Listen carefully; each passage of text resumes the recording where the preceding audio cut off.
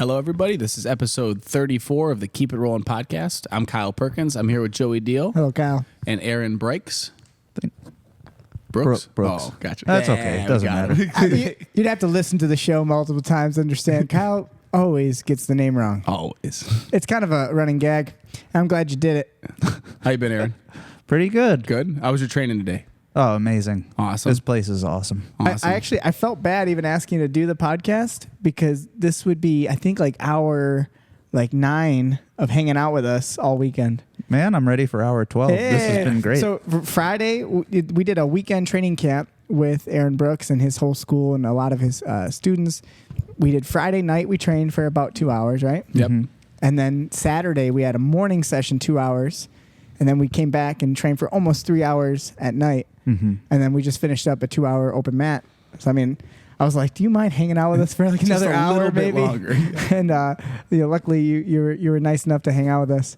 Here comes TJ's dad. What's up, buddy? Coming to get TJ out of here. TJ Put your trained face really right hard here. with us. Don't be shy. Get in the camera. Yeah. Awesome. That's Mr. Darren. We were planning on doing a podcast with TJ. TJ remember? will probably be the next episode 35. We'll All have right. TJ Foley, Let's go. the new youth prodigy. And his dad has to be there legally. Awesome. See you, boys. Enjoy See your you guys. Sunday. Bye, guys. Awesome. So yeah, I mean, it's, what a jam-packed weekend yeah. from Friday, Saturday, and Sunday. So much people to train with, so much knowledge, so much exchange information. It was really beneficial. This is something I've wanted to do since I started my school. I think I told you that. It's like, Likewise, yeah.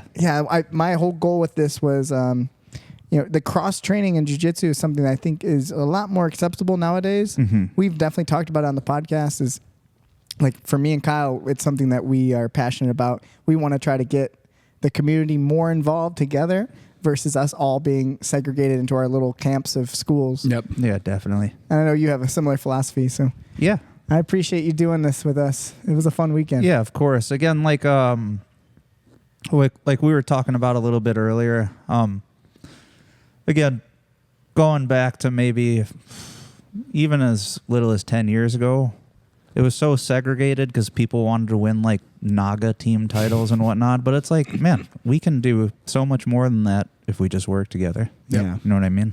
Yeah, I would like us to think of it as bigger than just like the local. It's a Midwest team, you know. Yeah, definitely. Yeah, and I get it. I understand it because from like a fighting background, like MMA, a lot of it was like we know we're gonna fight this person, Mm-hmm. so it was difficult to just be like, I'll go train with everyone. Jiu-jitsu is just different, and I think it should be. I don't think it should be as and I don't want to say serious because I think we can take it very serious. Yeah. Mm-hmm. But also not be so, tied to this like tribalness. Yeah. Also, too, I think it's a balancing act of how to keep it serious, but also playful and yeah, just enjoyable. the stakes alone are much, much different, right? Mm-hmm. Well, and how many Yeah. different people? I'm sure. How many different people have you competed against a bunch of times? The same person. Yeah. That doesn't happen a lot in MMA. No. Maybe if you fought someone three times, your guys' lives are like tied together. Oh, yeah. Then, Yeah. And so jiu-jitsu, it's like if we're gonna compete all the time, we should just be training all the time then too. It's like what's the difference? Again, that just goes back into the problem of being like small-minded in terms of just wanting to do local stuff. Do you want to keep paying $120 to just go against the same guy again and again? who you could for free on Sunday. Yeah, Just train with And then you guys could train together and go, do bigger and better things. Yeah. You know what I mean? Yeah, and I think we're uniting on that idea that we want to try to take this local, flavor of jiu-jitsu, and we want to actually go. I want to go international. I want to, I want to go, see that the world is a little bit bigger than just our little Midwest. town. Yeah. That's my goal personally. I want us, even our students to go out there and show what we're doing against other people. Yeah. That's where our travel team kind of came in. Yeah, people going to different states, and then eventually, Pete keeps wanting to go out of the country. We're going to Greece. To compete, we're definitely all going to Greece at some that's point. awesome. Yeah.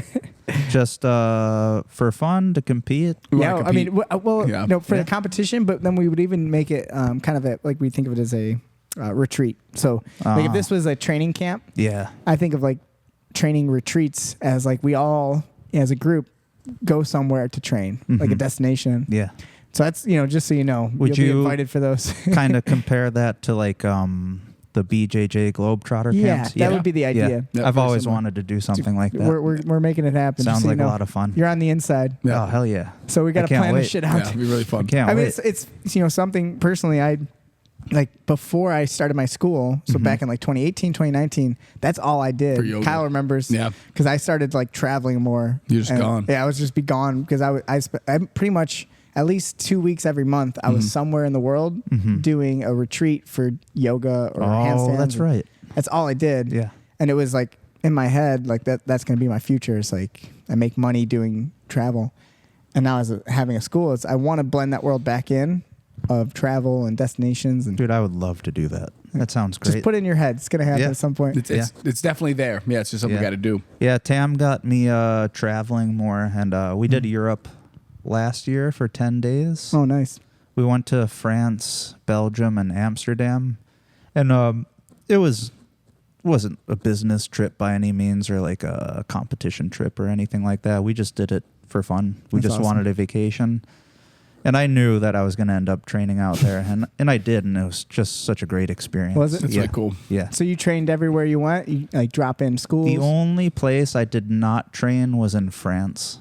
Mhm. And then, Well, the French are very tough, so it would be much training. I was waiting for a French joke. Yeah, Kyle. something out there. but just so happens we hit a gem. I believe it was Belgium. Yeah, it was Belgium. We end up dropping in a school. There's two young Brazilian kids teaching from GFT. And they just happen to be like multiple time European champions, stuff What are like the this. chances? And I'm like, Cool experience. man, I just came in here to work out. And Now I'm it going ended to war. yeah, it was awesome. They were so nice too. Really cool. Yeah, what was your experience as a traveler and then going to schools? Receptive, everyone welcoming? Did you have any bad experiences? No, honestly, that's what I was gonna say. I think the culture as a whole is coming around. Everybody was very welcoming. I offered to pay drop-in fees. They're like, no, we're just happy to have you here. I love that. Everybody was great. Yeah, And that's something as a philosophy I like for my school. yeah, We've always been that way. Not that we get too many world travelers, but No. we had a lot of people who bring a friend from like who's out of town, who's coming for a weekend. I'll always just let them train for that drop in. Yeah. I don't see them, and usually they'll buy a T-shirt, and that's the That's the I don't even monetary ask value. them to. They just do it. Yeah. it's funny. They're super used to it out there too, because the school I was just talking about in Belgium, we were heading to Amsterdam after that, and there was another person cross training that was just like, So oh you get a yeah, lot I'm of just travelers. popping in. I just came from Amsterdam. That's cool. Yeah, so they're like super used to it. It's pretty cool. Because I did the same thing. Everywhere I went, I wouldn't even bring my gi or anything. I would just drop in, do some no gi wherever. Yeah. So I've trained in so many countries, and I would say 99% of the time, awesome. Yeah. And the only time I've had a bad experience of like not welcome or like even just financially, they're like like gouged me was in America, in California. Yeah, Oh, yeah. really. Kenny Florian's school. Yeah. They charge you money? Kenny Florian, they wouldn't let me. Like they were like, it was like $50 to just drop in for one class. Ken Flo. And I was like, oh, sorry, I don't have any money. I literally don't have any money. Sorry. Yeah, but it's funny. So like everywhere I've gone, from the Philippines to Korea to like every other country, so welcoming. Like they're all very cool. So for anyone who's like a jiu-jitsu person who likes traveling, it's my best advice to you is to like just find a school and try it. And and you gotta be careful, of course, no matter what. Every school can have some bullies and people Yeah. they see people as like fresh meat to try to like chew on. So you have to be careful and Ready to defend yourself. But you that's generally- jiu-jitsu. What are we doing? But you generally bring that energy out of people. Yeah. So it's, it's how you approach. So some bit of advice for travelers is go in there being a very humble person, just play and be nice. Learn you go to out there have trying fun. to beat everyone, you will become an easy target for the. Yeah. Someone will find you and beat you. Yeah. Yeah. I usually, when even cross training locally, if I'm going somewhere new and like I'm just trying to get used to it, first of all, I don't wrestle at all on the first day. So Smart. I don't know if somebody's going to jump close guard Yeah. or do a The flying risk is scissor higher. takedown. Yeah. And then secondly, in just a normal roll, I don't know who the person is, if they're nice, if they're mean. So I'll just kind of like let them work and dial it down and like give them positions and just like show them, hey, I come in peace. Yeah, You know that's what I mean? beautiful. Yeah. Yeah. That's actually huge advice. It's kind of hard to express in words. But Yeah. that almost like that alien, we come in peace Right. type of thing. That is Exactly. exactly the energy of Exactly. like kind of submissive. Like let them have some moments. Yep. It's and funny. then you dial it up. You can based on feel that within like 10 seconds of a roll, though, how it's going to go. Like Sure. the way someone grabs you immediately, you're like, oh, okay. The first Yeah. collar tie Yep. that Yeah. someone slaps you with. Yeah, they grab you and they're vibrating, and you're like, oh, okay, this is going to be a problem. Yeah. But yeah, and I'll give you that compliment too, man. It was so awesome to roll with you. I think we rolled Yeah. the second day, Saturday. Mm-hmm. We got to train one Yeah. of those 6-minute rounds, and you were because we wanted to get some competitive work. We rolled hard, Mm-hmm. but you were so smooth. And there is always that question. I think I talked to Kyle about it after. It's like no one wants to be the person who just like boom, like jumps for something, goes 100% No. for something, but you don't want to be the person who doesn't give good work. It's like, if I feel, I don't want you to then be like, man, Joey didn't even try. He didn't give me anything. Like, Yeah. so there's that. It's a delicate balancing act when it comes to like competitive rolling. Yeah. I think but you balance that really well. Is what my compliment to you. You were like, you gave me some really great stuff and good. You were challenging me technically more than physically, which was Yeah. I think that's the point. I think that's more productive all around. And like especially for us three, we're very similar in size. Like eventually it could be more competitive rounds to help us get ready for competition. But just like I think in general for me, that's just my default. And I think it wasn't always that way. I'll be completely honest. Okay, I'm 35 now, so You're older than us. Yeah. Holy shit. yeah, Just a little bit. Yeah. 14 years. Like I've got my bumps and bruises. So like really one of the biggest things I'm thinking about while I'm rolling is like, I just don't want to get hurt anymore. Interesting. Yeah. Yeah. And that's evolved. You saying when you were younger, you never. Yeah, That I- wouldn't even be on your mind, right? I'm not going to lie. Like there were probably some people that thought I was an asshole. Cause like, I would throw a flying triangle to begin the match or whatever the case is. Okay. But, Yeah.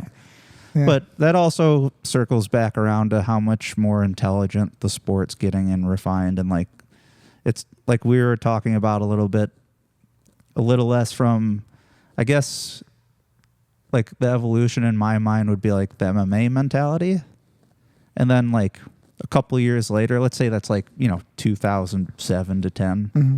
And then like people are getting more into the gi. And then the gi mentality was oddly similar to MMA, where like a lot of times when you're training hard in the gi, you're really just throwing down, right? It's rough. Yeah. Can be, right? Yeah. Yeah. And then like with this new age, like I would say maybe like 2015, 16, where like it's the information age, instructionals, people are consistent with technique and competition. Now it's becoming much more scientific and easier to like approach with a level head, if that makes sense. Yeah, to have Yeah. a technical exchange versus just a physical. Yeah. Yeah. No one knew. The knowledge base is just so big now. Yeah. Yeah. That's cool. Yeah. I mean, it's funny to think of it almost as these waves. And it's cool. You and I have a very similar start. If MMA was your introduction to jiu-jitsu, Yeah. it's just totally different vibe. Yeah. If you walked into myself or my school or Aaron's school now, just it's unrelatable to when we first walked into to a jiu-jitsu school, which was essentially an MMA school. Yeah.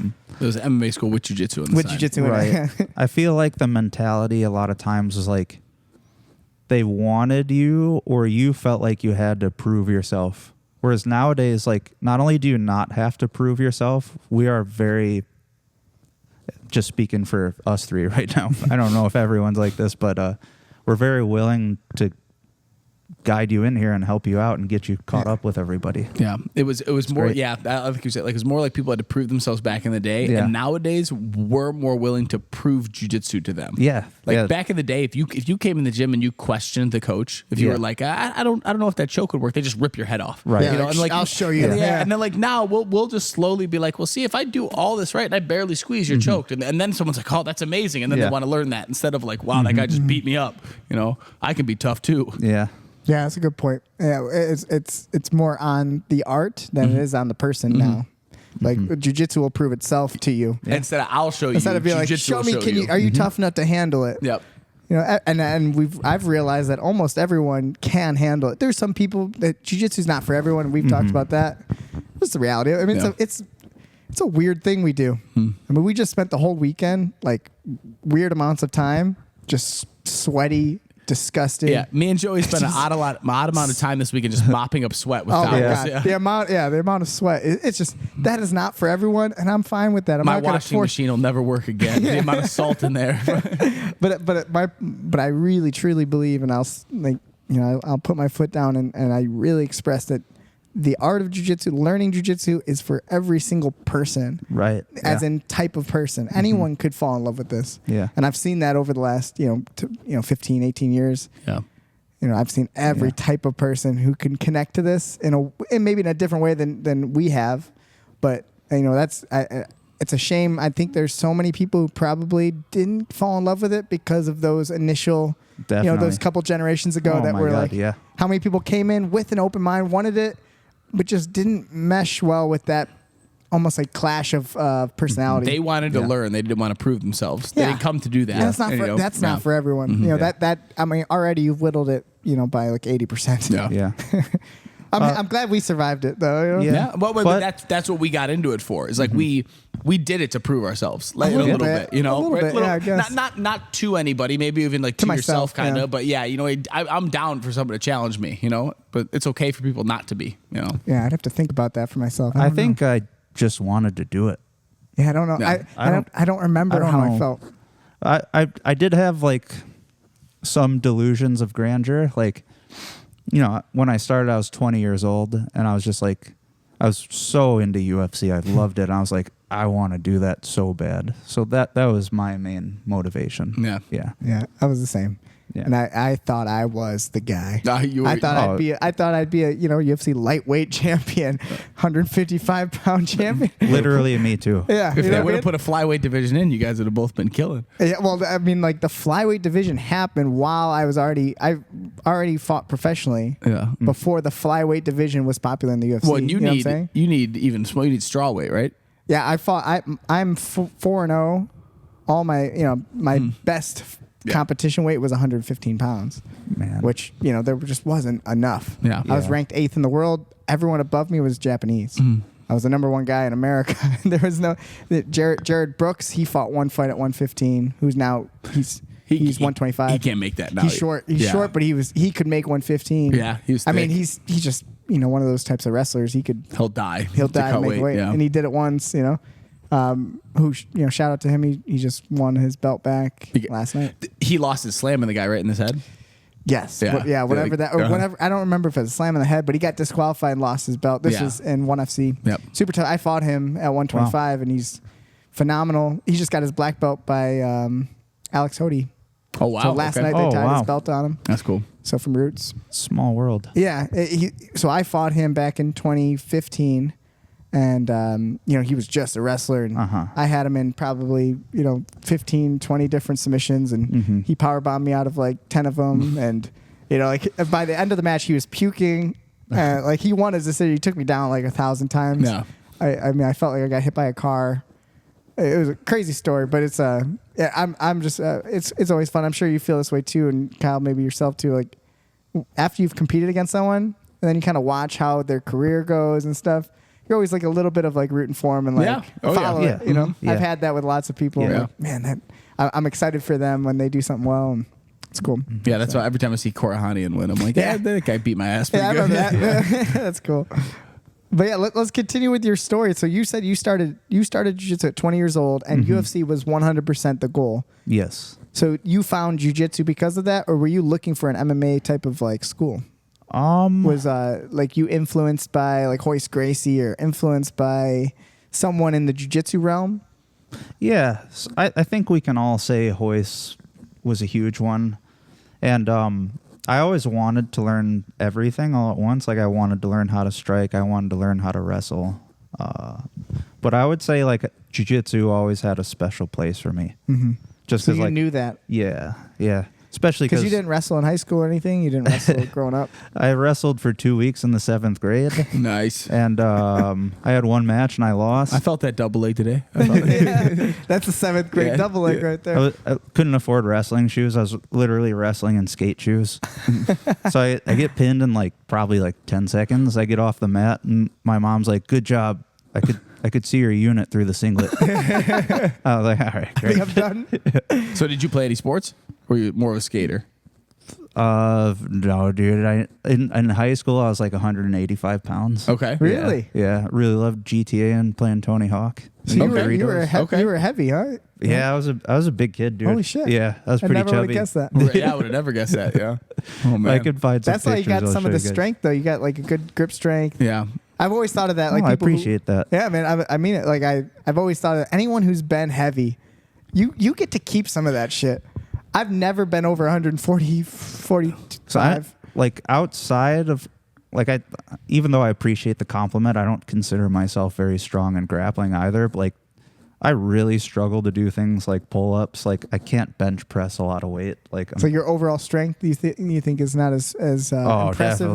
Definitely not. Okay. If we go out You there, have an interest. You have like grappling strength, though. Yeah. It's a Oh, different. I appreciate that. Like yeah, it's different than the weight room strength. Yeah. Yeah. When That's all I care about. Yeah, honestly, You yeah. snapped up a triangle on me. You grabbed me in a I just guillotine feel today, it. and I was just like, "Oh man, this yes." We were hand fighting. I think you were like seated guard, and we were like hand fighting, and you had a good. You grabbed my wrist. I was like, most people. Yeah. I was like, oh, he's got a legit grip. So would you consider yourself like a gamer? You're like, well, especially back then. Video gamer. Oh even now? yeah, definitely. Yeah? Still. So I would say too that was just something for me. It took me Yeah. a while to realize it, but I think that is a big attraction to jiu-jitsu. Yeah. I Really? think it's just like video games have a lot of comparison to jiu-jitsu. Yeah. Like you get tapped, you just reset the game and you keep playing. Yeah.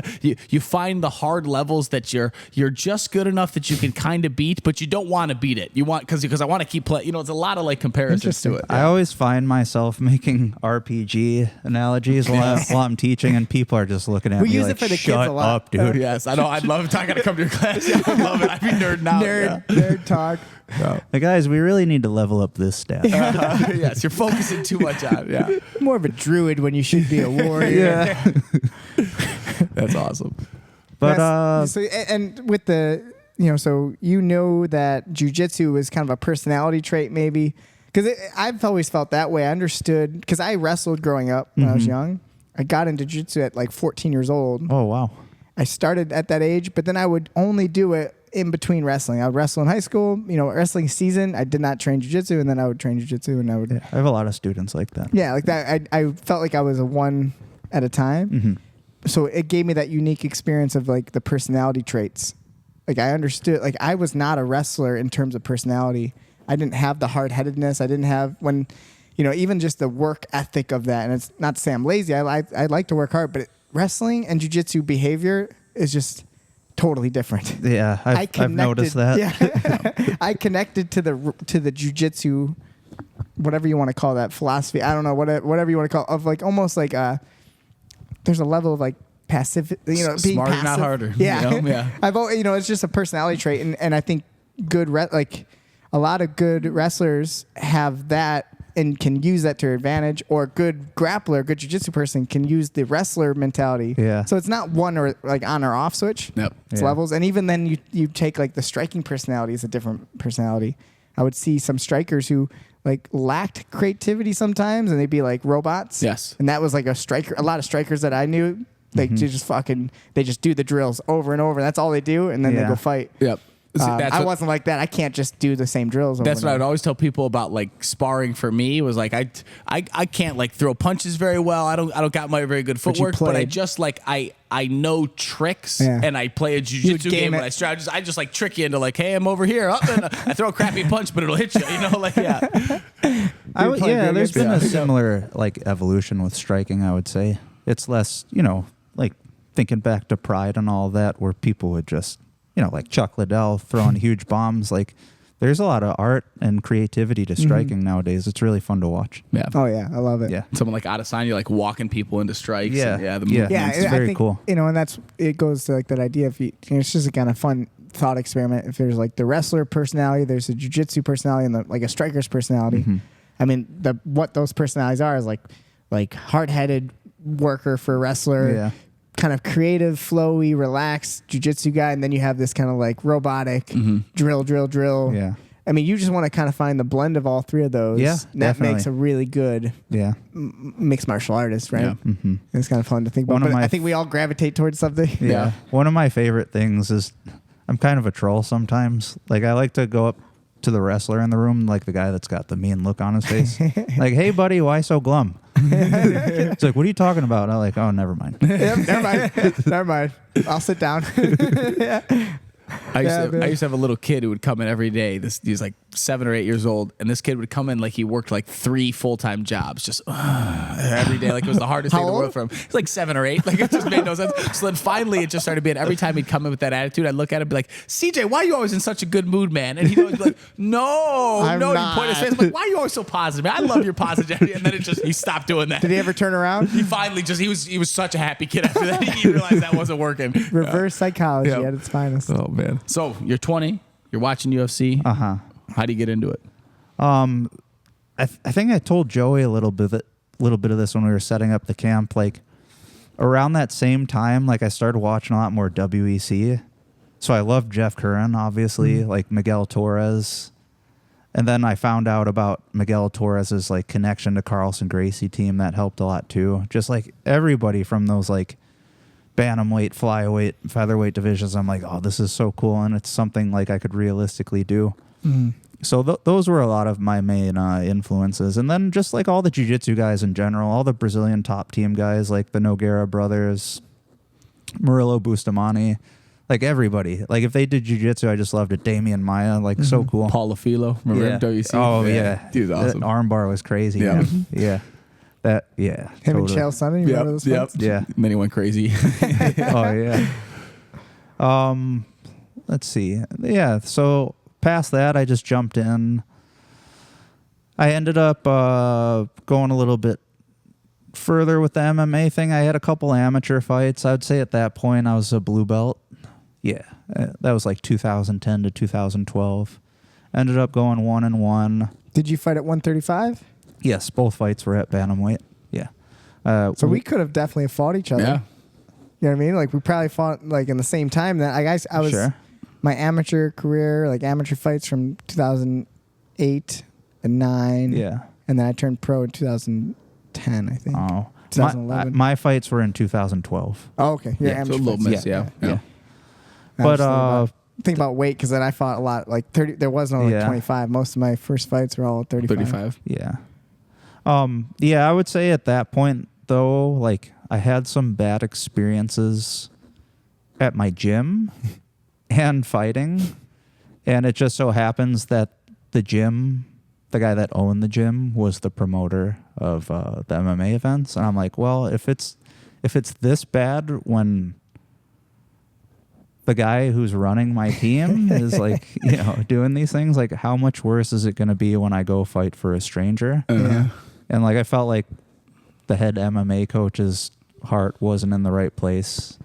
Like it was kind of the same thing. I felt like a science experiment or something. It's hard to explain, but it didn't feel like genuine at all. Yeah. You felt like if it went well, they would take all the credit for it and be happy. And if it Right. went bad, they would kind of just go, well, Aaron, you should have done something better, Right. Yeah. It's really, really interesting you say that because they did everything they could to, again, like it goes back to proving yourself to like, all right, this little piece of shit can't do it. There's no way we're putting him in the cage. Like, so they would run me through Shark Tanks with like, I was like 135 blue belt. They would Shark Tank me with like 185 brown belts and stuff. I'm just taking Trying to kill you. brain damage. Yeah, we've been there. And like, I made it through and they're like, okay, I guess you're tough enough. Win my first fight. Super cool, super high, super positive. I mean, you cannot express the feeling, especially as a 20-year-old kid, young kid. I was ecstatic. When you thought about fighting your whole life, that first moment, that moment in the cage, the surrealness of it all, and then getting your hand raised in a moment like that is. Most people, that's the one. It's the that's the shot the moment of drugs that keeps them going for way too long. So that's definitely cool. I get the highest high there, and then maybe 3 or 4 months later, I take my next fight. I lose, and I'm by myself. Like nobody's there. You're driving yourself home by yourself. I'm in the locker room by myself. Really? Like as soon as I get out of the cage, nobody is there to be seen except some of my closer friends and training partners asking if I'm okay. It's like when you win, you don't really need anybody. When you lose, when you need people. That certainly doesn't feel like a real team then. You know, it quickly doesn't feel like a real team. It just feels like, if you win, they're there, and if you lose, they're not. That's not as real. It's not as cut and dry as that either. Like this could literally, this topic right now could be its own podcast or even like book. Like my first 6 years of training were just so crazy, so many side plots, and it's like literally like Wolf of Wall Street or Game of Thrones inside of a jiu-jitsu gym. It was so weird. But I would say that was my turning point.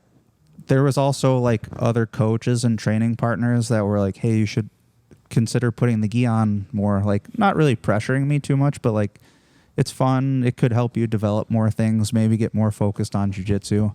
So that's kind of what I did, and I just kind of stuck with that and evolved from there ever since. So you didn't train in the gi at all when you did your MMA fights? You were 100% training MMA and no gi grappling? I was training in the gi. Because you said you got your blue belt. So I assume, I would say the first 6 months were all no-gi and just MMA training before somebody was like, hey, more training over here. That's what it was to me. Just another session. Yeah, exactly. And that's how I try to present it to people too. Like at the end of the day, you should do whatever you enjoy. If you really like no-gi, of course, just do no-gi. But if you're looking to, like, as a beginner especially, really get your feet wet, just put the damn thing on and get another training session. And like, would you rather... Like, you guys can give your opinion here. Like, you want to train on Wednesday and Thursday. Those are the gi nights. You don't really like the gi too much, but it's still jiu-jitsu. Would you rather sit at home or just put it on and get another training session in? 100% put it on. Yeah, and my opinion on it, and I think I was talking to someone this weekend about it all, was like, I do have my personal preferences. I do enjoy competing in no-gi. Just, that's how I feel. I like competing in the gi, and I'd like to do it more. Yeah. There's just not that many great opportunities for me at my size. I'm sure you feel that too a little bit. But it's like also in terms of, the amount of time I've trained jiu-jitsu to keep it interesting and fun, there's nothing wrong with changing it up. And like I throw the gi on and now I get a different feel. And so I personally enjoy, it's like someone who plays like ball sports, try and play a different version of the same fucking game. Yep. It is all still the same game, just with some different rules, different ideas. I just emphasize it more for like really enthusiastic beginners. It's like, I want to do this and I want to do this all the time. It's like, just do this slightly different thing once or twice. Like if the other thing you like to do isn't available. Yeah. Because it's still like kind of the same thing in some regards. Yeah, I like that, to advocate for that cross training within its own art. Yeah. I mean, Kyle's got opinions on it. No, I think it's really cool. Could you say that thing you were saying before? You're like, when me and you were talking about, like, hey, if we have a school together. Oh, yeah. Me and Joey talked about opening school years and years ago, and I just told him very clearly, I was like, I might never put a gi on again. If we have our own school, I'll never wear a gi again. Yeah. And I still, like, me and you get to train every Wednesday. Every Monday, we kind of get our time in together with the gi. And it's just fun. Yeah, it's still fun. It's just not. I don't know. I wouldn't even say I don't like it because I do like it. I mean, like, I was saying to Joey about, you were teaching me that triangle that you do today, and I was saying, just I'm a tricks person. I'm not gonna like take it from you. I'm gonna try to trick you. So, and gi just almost presents more tricks. There's just way more tricks you can do with the gi. Yeah. So I like it. I like using the gi.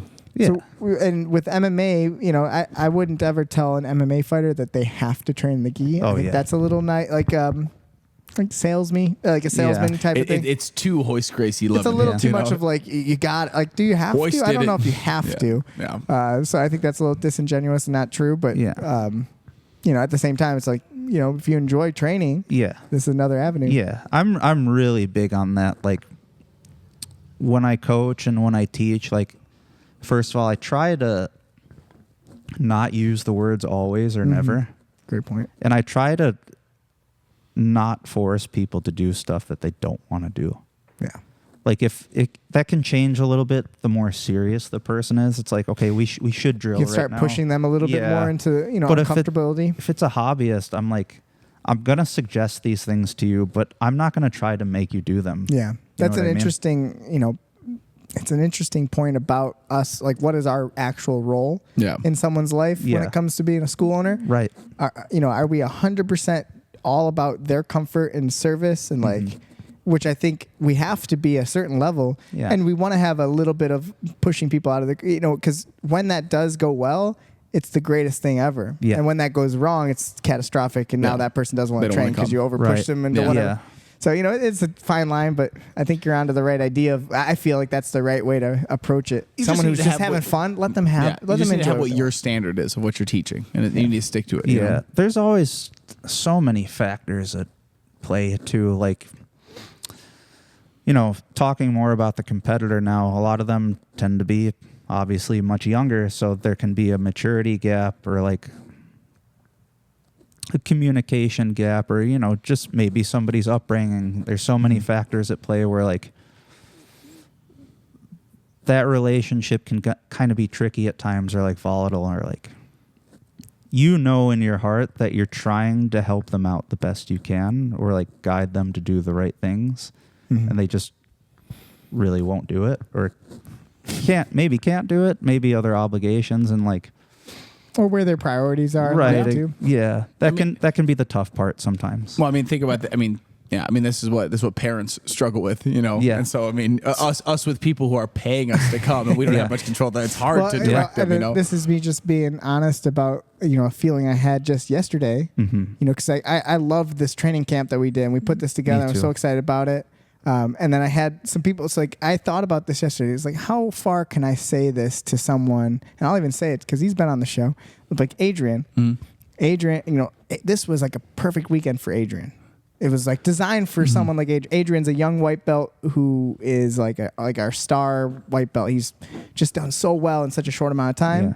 Super great competitor. And, this was like perfect weekend for him to get some cross training stuff. And he had like some party that he went to on Friday night. Saturday, he didn't make it in. Yep. It's like, I have, it's not my role to tell him how to live his life. Yeah, sure. And it shouldn't be. Even if he told me it was, I still would say, you got to make these. I want you to make the decision. I don't want to be like, you should be here. But at the same time, do I feel like it's appropriate for me to be like, man, you missed out on some good stuff? And I felt like that was okay for me to say to him and like make jokes and like razz him and make it a thing. And he came in today because of it. Yeah.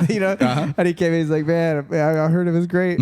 So I like that's a really interesting thing to bring up because I like to do a lot of self-reflection too. Like, all right, where was I at during that time? Was I doing all the right things? Was I doing what I should have been doing? And like, honestly, the answer is no. Like I would oftentimes like prioritize funner things because I was in my 20s, right? And like don't get me started about what I was like in my 20s. Made a lot of mistakes. And like really the big question I ask myself is like, do I regret anything I did? And usually the answer is no. And I'm like totally at peace with that. The circling back to the original thing, like the competitor, right? And this is where it kind of starts with me. If one of my students approaches me and they're like, I want to win Nogi Worlds at Blue Belt this year. I'm like, great. I want to do my best to honor that. Let's try to do this, and this day. Let's try to learn this. But at the end of the day, the buck stops when it's like, again, the old expression, like, I'm going to show you the door, but it's also like, you have to walk through it, right? I'm not going to shove you through it. You can't. Yeah. And it's like, even if I do, like, at the Won't end be of the real, day, yeah. you have to get on the mat and apply yourself. Yeah. You can't do the push-ups for people. Right. It's like, you can't, Yeah. Yeah, and it's a very delicate game that we have to play as coaches, right? Because you don't want to regret not pushing someone enough Yes. Right? It's just I feel I reflect on that a lot oftentimes. Yes. That's the other thing I was going to bring up for like the other side of the coin of talking about like self-reflection and maybe even regret. Yeah. Like if I were to have been like more serious or like quote unquote better, whatever the case is, I would say for my personality type, what I did wish I would have had a little more of was like a really good mentor or a coach. Yeah. And I think maybe that part of self-reflection is how I'm trying to apply myself right now to my students. Yeah. You know what I mean? To be what you didn't have, maybe potentially. Yeah. How could you be what you didn't have? Sure. I think me and Kyle. Yeah, think of that me a and Aaron lot. were talking about this before too. Yeah. Yeah, definitely. Yeah, and that's I think the smartest thing a human could do, and this is regardless of jiu-jitsu. Yeah. But in terms of parenting, Yeah. but it's hard for people. So many people's excuse for being a bad parent is I had bad parents. Yeah. And it's like, So no, then that you could just be your did- reason to be a good parent too. Yes. You know, And we Yes. could easily fall into those traps in terms of jiu-jitsu. It's like, well, this is how it was for me. That's the way I learned it. What are you Yeah. complaining about? You know. Yeah. I used to tell, but I used to work at the post office for a long time, and I remember hey. people telling me all the time, like something would happen, and I'd be like, I just got screwed, and then someone would look at me and be like, yeah, that happened to me, and I would look at him and be like, that doesn't mean it's okay that it happened to me. Just because it happened to you doesn't make it cool that it happened to me. Like it's still screwed up, you know?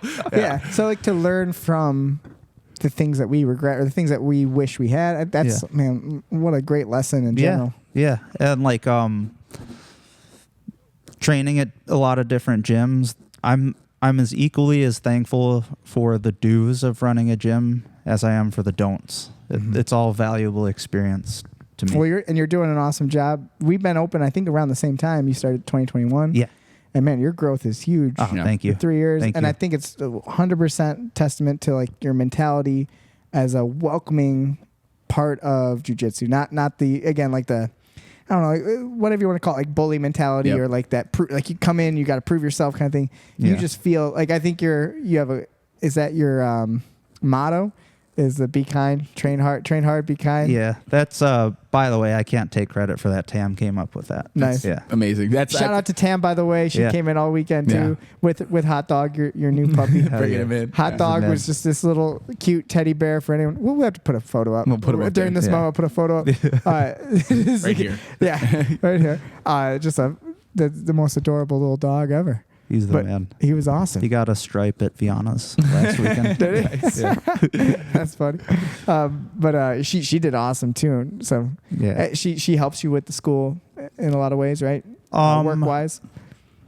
She was a little more involved on the mat at first. I'm not saying she wouldn't revisit that in the future, In but terms of teaching, is that what you mean? yeah, involved? she had some. We had like a white belt week. Like we have a basics class, but she was running like an introduction class once a month, which was pretty cool. Got some people hooked there, and she would do occasionally some women's only sessions. Currently, she does like women's open training on Sundays. Open mats. Yeah. But I think at that time she genuinely felt that, wow, this teaching thing is like stressful and hard. And she already we talked about that. I talked to them about that yesterday. She already does a lot. She already has like a full-time job as a software developer. Wow. And she does help me a lot with the gym. Like a lot of, she does the website. Nice. She does the billing. A lot of different roles. So she definitely works too hard. Yeah. She does a great job. Yeah, And that's I cool. think that also shows that it's not as simple as just like, I like jiu-jitsu, I should open a school, Yeah. and everything's going to be great. Like, I'll just take their money. yeah. Yeah. Good luck. Yeah. Everyone thinks that when they first like see a school, they're like, "Oh, I could do that. Yeah, I love jiu-jitsu. I'll just like open a school." Yeah. It's almost unfair in a sad way because it's like the more you care and want to do better, the harder it is. Yep. Yeah, It goes back to that simple phrase like ignorance is bliss. Uh-huh. You know what I mean? Yeah. for sure. Yeah, I mean, it's and I didn't fully understand what I was getting into as I started the school, but Sure. I also just had that like beginner's mind for like a business. I don't know, so I was just kind of letting things evolve and change, and I went through some really stressful moments Yeah. that then helped me develop into where we're at now.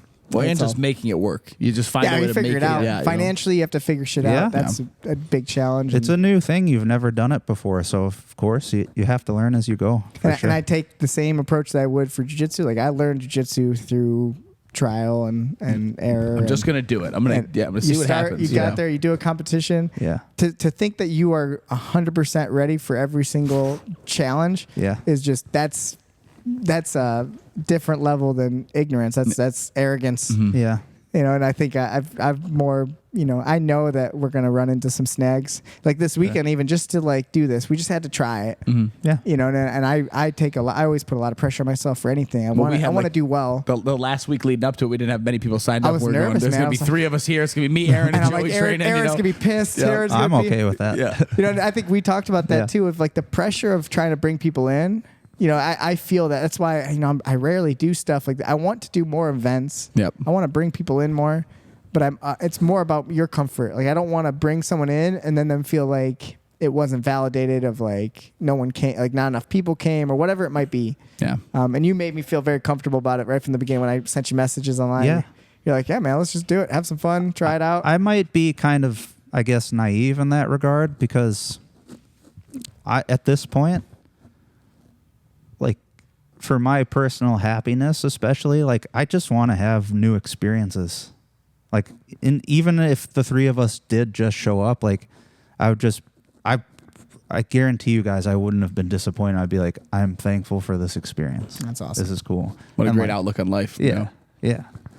Again, I'm not in my 20s anymore. I'm not like gung ho, like I'm trying to be the UFC champion, this, that. Like I'm 35. I'm not going to be the Al Bundy, like, oh, my touchdowns. Like, like I just want to have a good time, and I want to have good experiences. And if I can tie in, like, I would call jiu-jitsu my life's work at this point. I don't do anything else. Like, if I could tie that in to that type of positivity, like, I personally believe, I mean, I know I'm young, I have more learning to do, but I think that's what life's all about. That makes me happy. Yeah. Yeah. I like that. Yeah. That bounces into other people's lives really easily. And even if you don't fully know it, there's someone who you've interacted with that mentality that it's going to help them. Yeah. I have my oldest student, his name's Dale. He's a blue belt. He's in his late 60s. Nice. And like, it's just infected him. Like, of course, he's not delusional. He's not like, I'm going to go out there and body people, but like, he just loves this so much. And he loves all the experiences and learning, and it's just so infectious. Well, I mean, I never knew. So when I first started, I remember there was this really, really old guy in class. And he was this small guy. And like, I remember like, I would partner with him a lot because like, I must have been a wild white belt as well, but I also had enough awareness to be like, this is an old man. And I would train with him, we'd have nice stuff. But then years later, I found out that he stopped training, and I was like, oh, he just must have quit. But he stopped training with everybody and would just do privates with Joey all the time. Yeah. Shout out to Tom. I mean, how old was Tom? Rest Tom was like peace. 80? No, he wasn't. Okay, He looked like it. And I love Tom. Tom was a in great peace, guy, Tom. yeah. He passed away not too long ago, maybe 2 years ago. Yeah, I had a lot of experience with Tom. So Tom was 68. That's old, man. Yeah, that's old. He started training. That's old, man. That's old. But I'm just being honest. Yeah. I love Tom, but he looked like he was 90. Yeah. He just had a very weathered look. Like his eye. Just a weathered dude. This guy's seen some shit. He's seen some shit. And like me and him, he would come in for an hour session. We'd hang out for 4 hours. I just like tell you talk about like how he used to box, and he was just a very this is how he talked. At all times. I'm like, Tom, what's up, man? How you doing? And he's just very quiet, but so friendly, and just loved. And me and him would just do technique. We'd roll like, I'd put him in positions. We'd roll like whatever we were working on. It's actually how I kind of developed that idea in general of like, this is the better way to learn is let's practice specifics. Let's not just roll. Yep. Me and Tom just rolling. Every once in a while we would roll, but we would have to like do situational training together. Yeah. And I realized that everyone learns better that way, not just, the older people. But yeah, I mean, Tom Blackburn was an amazing dude because he just would not give up, and his shoulders were he couldn't reach his arms up very high. His hips were so bad, legitimately frail. Yep. He ended up getting his blue belt. I got him through his like blue belt exam, and that was back when we were doing like crazy stuff, hard stuff. I remember him getting it. Yeah. So I had to be his partner for everything, and like that's so cool. Yeah, it was a special story. That's awesome. But that definitely, what you said about, your life philosophy of like just embracing new experiences. Yeah. No matter how old you are, at 68, 70 years old. I mean, we had Buzz. Remember Buzz? Yeah, Buzz was 70-something. 78, Yeah. almost 76, something like that. Came with us to Florida to do jiu-jitsu retreat. That's awesome. But you're still at that age. Jiu-jitsu is an opportunity. And it doesn't have to be jiu-jitsu. It could be other things. Yeah. But jiu-jitsu is a great opportunity to experience something new again. Every single time you step on the mat, it's going to feel that way. Yeah. I don't know. That's that cool. thing always repeats where it's just like, I don't know if it's anxiety or like fear of the unknown, whatever the apprehension is. It's just taking that step and walking through the door. And for a lot of people, that's their experience of starting this. You know what I mean? So I was supposed to start when I was 17. Like I walked through the doors in 2007 and I got scared and I left. And Wow. I didn't come back for 3 years. So very interesting. So like my starting was I had played football in high school and then graduated high school. Whatever, and then I had Kyle. nothing. I've heard about your football. I just had nothing athletic to do. Yeah. And one of the kids that I worked at Panera with talked me into going, and I started doing jiu-jitsu. And I remember the first day I trained, I went and I did the kickboxing class, and I went to my car to get my gi, and I got scared and I left. Yeah. Oh, so you did the same Oh, thing? But I right came back on. the next day and I trained. But Do you still, think you're yeah. just because you were tired? You're like, I don't think I can do it. I'm too I tired. don't know. Yeah, I think just like I built it up too much in my head. I don't know what. That's I'm sure I probably like I'm tired from doing this. I'll come back and do I've that heard tomorrow, this but- so many times. Yeah. too. Well, wild. Yeah. my first experience at all was I went with my mother to Team Curran, and it was back when they were like by the IHOP. Mm-hmm. So it's like 10 schools ago. And we go in and it's closed. It's like in between classes, and it's just Bart Palashevsky Crushing walks pads. out. No, by himself. Okay. He's just tatted up. And first time I've ever seen like true cauliflower ear of like, and he's just like I don't know if you remember him Yeah, from yeah. WC and Absolutely. UFC. And Bart's a great guy. He still is a great guy. He's a police officer now. Yep. And it's awesome to see him, his life evolve. But, Evolve in a good, but at that positive time way. when he was probably in his late 20s, and he was just the most terrifying human. Yeah. And I'm there with my mom, and I'm like, 100-pound I wanna fight. Yeah. 14-year-old. And he's like, he's like, man, come try it out. He ended up giving me his boxing gloves. I had cool red gloves with the word Bart on it. Nice. That was the only gloves I had for my entire youth training, and I would take those home and go punch Tim. Tim's my buddy Yep. who's now still trains with us, but I would go spar in his basement with it and be like, I'm training now, man. Hell yeah. And but then I would never go to class unless my brother or Tim or Okay. I was a friend person. I needed a friend with me. See, I was intimidated to go by myself. I'm always so blown away. Shout out to Joel. Just shows up as he's the most independent 13-year-old kid I've ever seen. Never scared of like. I know I had a hard time showing Yeah. up without a buddy. Well, so Yeah, me too. You Me saying too. that about you going at 17 reminded me of, I think one of the big reasons this became such a big thing in my life was the first thing that I just like went and did by myself. Like Yeah. you said, you went with your Jiu-jitsu buddy. was? I didn't say anything to anybody. Probably not even my friends. Yeah. My friend, like guy told me about it at the gym, and I got in my car and went over there and signed up. It was like the first thing that I like independently did by myself, and I think me and too. the last. Because like even my first jobs, like I had friends. I had friends that worked there, so yeah? it was like a more comfortable thing. But like doing martial arts, like I was by myself. Like even though I was 17, my mom wasn't there with me. Like Yep. I walked through by myself. Yeah, I don't and think I could have. yeah. Bart would have scared me away. And like what you were saying about Bart, like even when I did come back at 20, like all of these people just seemed like giants. Yeah. I remember a blue belt seeming like a god. I know. Parvis, do you remember Parvis? Oh, I remember Parvis. My arms just. Oh, my God. I remember him yelling at me. So many fun 'cause stories to think about. He put me in full guard and he just put an overhook on and I couldn't get my arm out and he like literally It's like, come started on, like young screaming. man, He's like, what are young you man." doing? Yeah, you got get your arm out of here. He was so It was just an mad. intimidating time. Yeah. John Janka. I mean, I don't think I ever got to. I think I was right after John got So kicked many out. crazy Yeah. stories, but yeah, you just leg locking everyone in the gi. Yeah. It was before no one was allowed to leg lock Yeah. people, and there's Well, fights. so and- the story I remember just in short was this guy John was like just a crazy like worked on mufflers, so just the craziest grip ever. So at strongest first human was just ever. choking everybody unconscious, Yeah. and then Jeff was like, "You can't do that anymore." So then he just started breaking everyone's feet. Oh and then my he's like, God. John, you can't do that. And then And John's like, John- "What? I can't submit anybody." so at that time, John Can't fucking knee bar? yeah, that's literally what it was. Yeah. And John took me under his wing, and I would like train with him privates all the time, and it was just a crazy time. This is man. how you break a foot. Yeah, I was Oh just my this little God. kid, like, yes, sir. Like, yeah, sensei. Don't make him mad. Don't make him mad. Yeah. He's a great guy. Oh man, yeah. It's cool to see the evolution of all of it and the mentalities. And I'm glad that we're to get another person. Me and Kyle have done these talks all the time. Like, man, can you believe like what we came through and how this is going now? But then to go into another part of a similar world and see that it's not different for you. You know. Yeah. Well, something that is different. I guess this would be interesting, and I would assume it's coming from Carlson's. But me and Joey never did IBJJF.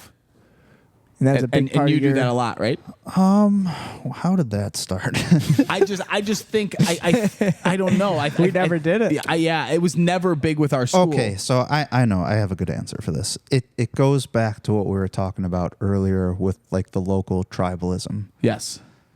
I did my first IBJJF as a white belt, and at the time, like, first of all, when I started the MMA thing, I didn't know that grappling tournaments were a thing. Okay. Yeah, that's how I felt. I didn't know what a Pan Am was, or I just thought anything. Naga was the only thing. I thought Naga was like Yeah. like there's a Naga and there's MMA. They have the owner Yeah. yoked with I the didn't thing. know, And yeah. look at him. He's the king. I legitimately thought that the gi was like a formality or like a tradition. I didn't know that it was a competitive avenue even. Yeah. So once that started, like I started with the Nagas. I don't know if you guys remember C3 in Indiana. That was my first tournament. Do you? No, I don't remember that that. was Yeah. fun. And Naga was the only thing I ever did Yep. growing Yeah. up, like when I was young, Yeah. white belt. And then that was all no-gi at first. And then we had multiple coaches where a lot of this crazy story comes into play. The guy that was more of the jiu-jitsu coach versus the MMA coach, the one that was like, hey, put the gi on, blah, blah, blah, starts, rallying the troops. Oh, we got to win IBJJF Chicago team title, give it to Carlson, blah, blah, blah. Okay. And that's kind of how I got roped in. But, I mean, there's pros and cons of everything, right? I do like IBJJF for, again, it's kind of a ripoff. It's a lot of money. They make you pay for things that you shouldn't have to pay for, like a library card. Yeah. You have a membership Yeah. and a card. A monthly- yeah. I had to pay $400 to like just sign my team up. Yeah, Whereas- that's definitely been my my roadblock. Whereas on Smooth Comp, it's free. That's Yeah. how it makes the most sense. I don't Yeah. know, but But I would say the pros is, especially for the older athletes and the youth athletes, it gives them a more structured competitive avenue, if that makes sense. Mm-hmm. Like Sean Richmond that was here, he'd probably be the best example from our school right now. He is a 135-pound brown belt master 4, which I believe is 46 to 51. He's not going to find those guys at Naga. no, yeah. He's 80s gonna run into me. Me and him are like Yeah. the only people Right. the same Naga, size. yeah. Like ADCC is doing a pretty good job with the masters divisions, but I think some people are a little iffy about every 10 years. Yeah. Yeah. So, and like, It's again, still small. yeah. But at least they're trying to do it. yeah. Yeah. Yeah. I wish they would have gi divisions too. I think it could come. Yeah. They used to. Yeah. Yeah. At the Opens 10 years ago. Really? I think it could happen. Yeah. And then like an end goal every year of something like a Master Worlds for somebody like Sean, like that's a great avenue for people his age and his size and stuff like that. So I think those are the pros. I just wish, the only thing I wish is that they would be a little less capitalist and just be, I think that's where like the idea of competition hopefully would come in, is that we want them to not be the monopoly. yes. And maybe there could be other avenues. Yes. Right now it seems like ADCC is like the only other thing that's trying to build up, Yep. which has its own issues and problems too. Right. You know what I mean? It's just, Well, the look- reality, just like pros and cons, like you what said. but- what better example than what Craig is doing right now? Yeah, Yeah. that's what I mean by like someone do something Yeah. to spark changes. Yeah. And Yeah. look at how many changes have already happened Oh, yeah. in that short amount of time. It's incredible. Yeah, I mean, it's the we always talk about you could build the tallest building or like knock everybody's building down, but like if you just start building the tallest building and then everyone tries to like build taller than you, everyone's building's getting Yeah. taller. Yeah. What a great That's thing. Yeah. that's the hope. Yeah. And I Yeah. think there's just been a lack of like maybe financial incentive for other people to start something. Yeah. I don't know. And then you see people try and then they fail, and I think that discourages people. And, Costs a lot of money to build a building. and it's Yeah. once you have the racket, and for lack of better words, with IBJJF, it's Yeah. like it's hard for other people to crack into that because you have monopolized. They're it, in there, you know, yeah. you've- Yeah. hard to compete with it. And then like outside of all those factors, like, the essence of it, what happens in the matches and on the mats, like, and they're doing a better job of this, like, just making the rule sets more reasonable, especially for things that you can and cannot do.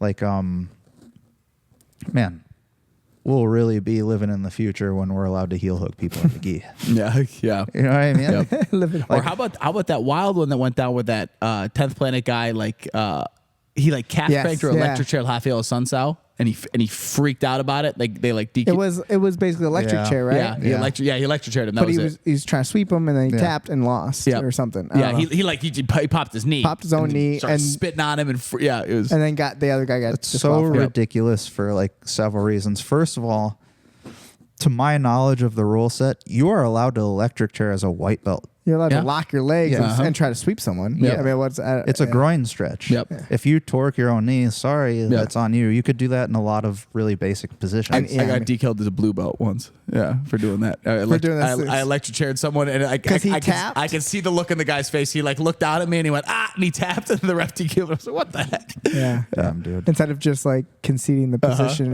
you fucked up. Yep. And then like the other part of that, the dumb mentality.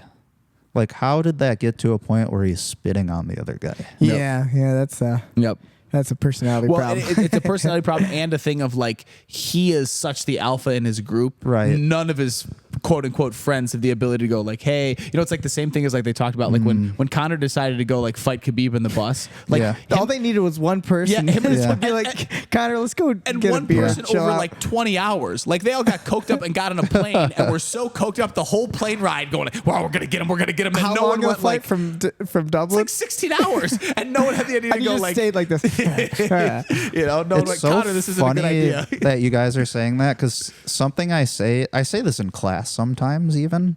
I'm like, hey guys, if I'm ever doing something like bad or mean, or like I get an idea and you think it's a bad idea, can you just tell me?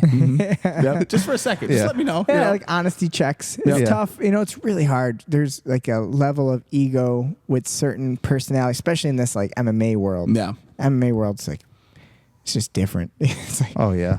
I've always used that statistic that's completely made up, and I like to make up statistics. Like 80% of people in the MMA world are kind of just 83%. I want to be accurate. Thanks for correction. 83% of people in the MMA world are just kind of douchey and in it for the wrong reasons. Very primal. Yeah, and then, they're just alpha males. Yep. Right? But then, which is the name of the school. And then jiu-jitsu is it's like the inverse, which means you also probably have about 20% of those people in jiu-jitsu world. You know what I mean? So like that's my personal experience in those two different realms. And I've really only been in this jiu-jitsu competitive scene for the last like 3 years where I really dived deep into it. Wow. Yeah, I mean, I really didn't compete much. Yeah, you just fought. A little bit. I just fought. I was all in the MMA world. So, and I'm just seeing so much better behavior, like mentality, whatever you want to call it, like better energy from people. You compete against people that are your friends afterwards. Cool. But then there is that still like that 20. I see it, and it's even more disgusting because it is like, why? Why are you acting? You're that the only one to doing spit on this. someone in a jiu-jitsu competition is insane. Yep. I get it from an emotional standpoint. Sometimes with MMA, it is the closest thing you can get to like real emotions for fighting, like getting into a street fight and a cage fight. There is a difference. You signed up for it, but it has that same feeling. Pretty close. But jiu-jitsu, man, like if you're like you see with the parents who like lose it because their kid like that is a real thing. That just doesn't make any sense. Your kid's not even getting in a fight; they're just grappling. You want to call it a fight, you want to call whatever you want to say, but it's not a fight. That's one of my like lower level life goals is like once I start getting into my 40s, like I just don't want to have that level of being irrational and emotional. Yes. And then afterwards I reflect, I'm like, wow, that was embarrassing. Yeah. Well, but then the reflection, self-awareness is a skill. The reflection's a big thing. Just as long as you can notice after, as long as you don't walk away afterwards and go, I showed them. That's the worst. I fucked up. Yeah. I mean, I know that I have the anger bug. It's my deep seated thing. Like Me too. I had to work really hard to not be an asshole. When I get like offended, I'm easily offended as a short person. It's just the reality of my life. I describe you as a gremlin. I am a fucking gremlin. You're dude. Cute and fluffy, but then like you leave you up late and you pour water on you. Do not put water on me, man. You fucking freak out. Yeah, I have that like tendency, so I've had to work really hard. I feel like I've worked hard, and I still have my I still fuck up a lot of times. But it was something that I've actually put effort into. I've spent legitimate effort on mindfulness to be like, okay. Yeah. How am I responding to this right now? And I still sometimes fuck it up. I would say I still have my moments. Elbow people in the motherfucker. I'm Yeah, sure I've done you some bad guys would things. agree with this, but my weak point for that is when I see it happen to somebody I care about, like especially at tournaments, right? If the other coach is, this just happened at a other tournament, and this guy's like a known piece of shit, so I'm not even gonna but You know who you are. yeah, like it's a white belt going, and like, they're white belts. Just let them do their thing, get their experience, have fun. And this other coach is just like, watch out for his shitty double leg, and just like saying I've had all these ridiculous shit. shit. And I will not say. I say something. Yeah. I look right across. Yeah. I've had these experiences. If he's saying it to me while I'm competing, I don't care. I can take it. Yeah. But like, the kid's 18, he's trying to have a good experience, and he actually ends up taking the guy down at like shitty double. Nice shitty double. Yeah. I'll be vulnerable here, and I'll admit to this. And I looked right at the guy. I'm like, "Where's the shitty double leg now?" And he's, it just snowballed from there. And the referee at one point was like, "Guys, calm down." I'm like, "I apologize." Good. Well, like, man, Yeah, and there's a fine line of like it is like standing up for someone, and I think there's a level of like honorability with that. Like it is something admirable yeah, to not just be that like letting people just yeah, and then be like, hey, did you hear what he said about you? Like, well, that's part of your responsibility too, as like a leader, as a friend, even. Yeah. If trust me, if anyone says anything while Kyle's going, I get, and I do it in the nicest way, but I say something like, dude, fucking chill out. You're over my shoulder. I've had people do that where like I'm coaching Kyle and they're over me yelling things. I'm like, dude, go over there. What are you doing? Instead of me being meek and being like, sorry, So I don't know. It is everything's a fine line. I mean, I don't not a number, but I mean that goes back to like football for me. I just remember like if someone like did something dirty to someone else, it was like, oh, I'm gonna do something illegal to that person. Right. It's like but that's how things escalate too far. 100%. Yeah. So it's tough. I need to go to like a de-escalation seminar or something. Well, I've read this book a long time ago. It was Nonviolent Communication. Yeah. And it really changed a lot of stuff. And I know when I'm breaking the rules of the book a lot of time. But like it is like how you stop that. Like, because that's all it is like, especially in relationships and stuff, like how it just quickly becomes a fight. It's like such a how you weird even listen to instinct. someone. It's my natural instinct is to like make things an argument oftentimes. Me too. Me and Kyle love it. Yeah. Me and Kyle But that's the argue thing. See, like I don't. we make it more like a game. Yeah, I don't feel like I'm arguing. I'm just like I think I'm having a conversation, like a fun like debate, and then people are always like, "Man, you guys are fighting," and I'm like, "What?" I just thought we were. Yeah, me and Kyle love it. But it's fun, man. I'm happy that there's other people out there who struggle with the same problem. We're human, right? Yeah. I'm pretty good. And I always tell people like I just get Kyle's the most easygoing guy. You're the most easygoing guy I've ever met in my life. But then also too for me, and I think it's hard for people to notice it because as I've gotten older, I'm even better at making it quicker. But I am with even some of the littlest things sometimes ready to wipe out civilization, nuke the earth angry, and then 2 seconds later, like, that wasn't a big deal. Like, get over things quick. I can get so furious sometimes. Like, if you elbow me on accident, it's like you're dead. I'm immediately gonna kill you, and then 2 seconds later, I'm like, I don't care. Well, that's a good skill to have is the speed in which you can forgive or let go. Yep. You guys are making me feel much better. I really appreciate that. You don't even know how bad things are. No, that's interesting because that is like one half of the skill. Because I think I hold things too long. I'm like an elephant. Yeah. Yes. If I remember when someone said something, did something, I have a hard time letting go. Well, but I also don't respond. So I can stop the, whatever the retaliation, whatever you want to say.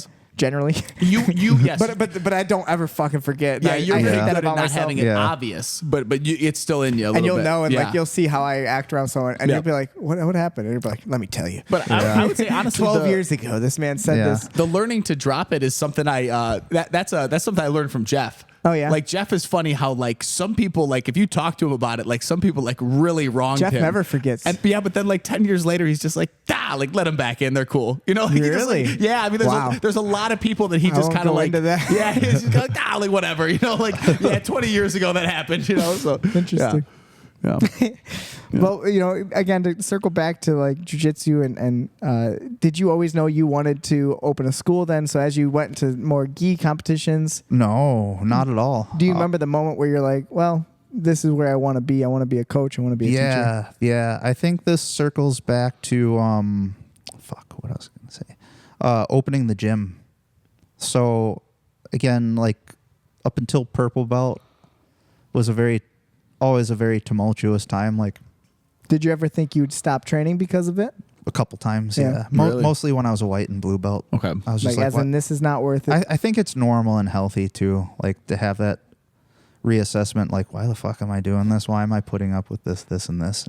And then if the answer is like, wait, I love this, like, okay, Good. we're good to go. We're gonna put up with it. But yeah, that ended up coming to a head when I was a purple belt. I had more responsibilities at the gym at that time. And like it just got to a point where like I started speaking out about the things I didn't like, and slowly I was like just phased out of the gym, which is what cults do. So now you don't talk, don't speak back. So you were then without a school, purple belt, no school. No, it was a really easy transition because at that time, Mike Sears of Flow Grappling fame, he had started training at the school, and I can never repay him for this. Like, I was so scared about traveling, like even going to a different city in Illinois. Like I have all these weird anxieties, and Mike just like really immersed himself right away. And he's like, hey man, why don't we go do Pan Ams? Why don't we go to Atlanta, do that IBJJF, this, that? And I was like, I don't know, man. I don't know. I can't afford it. He would even like help pay for it and stuff. Like, can't repay him for that. So he was your travel buddy? yeah, he was my road dog for a bit. Yeah. He's my road dog. Hell yeah. It does help, right? Yeah. Where that comes into play with me teaching and opening a school, okay? Like, first of all, like teaching in the first place, that was like, hey, you're a blue belt, you can teach these kids. I'm like, oh, okay. That's all of us, right? Yeah. I think everyone has that. Yeah. And then kind of coinciding with that, Mike's like, hey, why don't we just go train with Carlson a few times a week? And then like it ends up that Carlson opened up his school a mile from Viana Brothers. Hey, they're right down the street. Their class is at 10. HQ is at noon. Why don't we go to Viana's too? And then I went to Viana's and met Pedro and Daniel, and I was like, these guys are fucking cool, and they're really nice, and they're really good, and they roll with me. And they don't seem to have... Wow, this is different. Yeah. They don't seem to have ulterior motives or be money driven. Nice. And there was a lot of guys there my size. So once I got phased out of my previous school, that's where I ended up making the decision to train. And that's where I got my black belt too. That's awesome. And so leading up to the black belt, I naturally took a lot of responsibilities at Viana's too, because it is more of a hobbyist school. Like there's like, I don't know if you guys had this experience, like you're that guy that's at the gym all day, every day. So like when the head guy has his other obligations or other stuff he has to do, he like immediately handpicks you to do everything. Yeah. Yeah. Yeah. So Yes. I can't repay Daniel for this enough. Like, not only was he fair with me, he probably paid me way more than he should have, which nobody ever says in jiu-jitsu. Yeah. Yeah. Yeah. So like I started like teaching the kids, getting paid per class, getting paid for sign up. I'm like, fuck, I can pay my rent now. Like I was broke the whole time I was coming up, just rubbing pennies together. And I was like, wow, this is kind of cool. And I'm learning a lot. And I feel like this is fun. And you feel like a valuable piece of the puzzle. Yeah. Yeah. I felt really appreciated too, which was nice coming from what I came from. So from there too, like he took it a step further. Like I was a brown belt, about to get my black belt. This was probably around 2018 or 19. He's like, hey man, you should just open your own school at some point. I was like, I didn't even think about that. And that made me, I have really bad ADHD. So a lot of times people say pretty important things to me. And like, What? yeah. When I was getting, Wait, what were we talking about? yeah, when I was getting phased out of the old gym, I was a purple belt. I had very minimal teaching experience. a good bulk of that gym, including like one of the main black belt instructors, was like, hey, just open a gym right now. I'm like, I can't. I don't know what the fuck I'm doing. And like I was still in the middle of like being competitive. Yeah. It's probably like 26 or 7 at this point. Like I wanted to train. Like it wasn't my motivation to teach yet or anything. And I was like, yeah, I don't know, man. He's like, okay, we'll wait for you. And that was 2016. Wow. So COVID happens. I was like dragging ass on opening a gym. I don't want to do this yet. I don't want to do this. I want to compete, blah, blah, blah. COVID happens, and that was a big like reassessment period for all of us, right? Yeah. The lockdown. And I was like, okay, this makes sense right now. I have nothing else to do. Tam and I can start plotting everything out. Thank God for that period, because we were already doing it a little bit pre-COVID. And I don't know if you guys have done this with affiliations. We weren't allowed to open up a school within like 40 miles of Aurora. Like we couldn't even go to like Schaumburg. Shit. And like Carlson was like, okay, we'll figure this out. And like, of course, it never got figured out. But he's like, oh, maybe 10 miles. I'm like, all right, cool, man. And that led us to like COVID, realizing a lot of things and just being like, you know what? This is all not being, let's just say, reciprocated in a lot of ways. So like, we're just going to do whatever we want, and we're not going to be a part of an affiliation. And I'm not going to pay whatever it is every month for I don't know what I'm paying for. Yes. Yeah. Yes. And I don't want my stuff to have barbed wire and blood and scary animals on it. I don't know if a woodpecker is scary or not. Yeah. It's intimidating. Yeah. Man. Where'd the name come from too? Yeah. Keep going. I want to hear the story though. Well, Yeah. Sorry, I'm bouncing around No, a lot. please, But yeah, this is- I just said 2016, all those guys were like, we'll wait for you. And they waited for me. That's so And cool. like as soon as I opened the So school, you had students. we had like 50 students Wow. the first month. That's huge. It was So crazy. you started with a really good base. That's our problem with our school. Like we can't get enough white belts. Like the majority Yeah, of I the mean, that's people our- on the mat are like, From the original. yeah, it's crazy. And then like other schools closed up and other people were unhappy with their teams. So like, man, our school is Carlson Gracie guys. It's Alliance guys. It's Compredo guys. I think even some people with 10th Planet backgrounds, like LCCT, like it's this crazy melting pot of Which is people. awesome. Yeah. And that's what I fucking love about our gym. It's so cool. That's really cool. Yeah, it's really awesome. I mean, that's it's such a special thing to be able to start with a great base Yeah. of students. Yeah. You know, You to both have got the same exact experience then. Where you yeah, I got mean, to come in and ours have was a nice- little smaller. Yeah. 50 is that's amazing to Yeah. have a group like that. Yeah. I mean, Aside we from- Which started- they had like 25, maybe 30. Yeah. You had some people. we you know? had a similar thing when we Yeah. started. I mean, I brought like 5 people with me Yep. Yeah. from Crystal Lake, Uh-huh. and then SBG was the school that was here that I replaced Sure. with this whole story. Yeah. And they, there was supposed to be a bunch of people. It ended up being maybe 8. Okay. Wow. Miguel, Yep. and a couple that are still around, and people who stuck through that. But but it was like at that point that was to me like so valuable because it is. I can't imagine like having no like. Imagine just move to a new location, you start school. Like how do you start with 0? Right. I don't know. Because you got to get number 1. Number Yeah. 1 is Weird. and then all the way to 3s. number 10. Yeah. And now you have a class. You have a Or snowball. like you start and it's 10 brand new people. Like, Yeah, it's hard to how start. the fuck do you do that? It's tough. I don't know if you would agree with this statement, but having all those people like trust in me and want to come over and get this going, like I believe this to be a natural instinct. Like I didn't have a plan for teaching or like structuring or anything, and I felt like that really put a huge sense of responsibility in me to do. I was already in my mind doing the best I could, but I sought out more and was like, I have a bigger responsibility to. Yeah. Yeah. You know what I mean? Exactly. Yeah, I can't just teach a crappy class. Right. You know? But Yeah. it just goes again like a point for life is like the best catalyst to growth is responsibility. Yeah. Like you really cannot force yourself to grow if you don't have a reason, Yeah. like a real reason. Yeah. Like becoming a dad, having a kid having a puppy. Yeah. It forces you to be a little bit more mature about Hot certain dog things. needs food. Hot dog needs to get fed, baby. Yeah. And if you know, like you can't just go fuck around, play video games all day, and the dog's shitting everywhere. It's like whatever responsibility in your life, it like huge catalyst for growth. And just like all of those parallels too, it's like, okay, I can't be the ex-world champion that just shows my stuff all the time. This is what made me the best, and I'm the best. Like I had to teach them all the other stuff because, like, dude, we had a ton of heavyweights right away. I'm like, all right, it makes this you is well-rounded. intimidating. Yes, it made me so much better personally as a result too.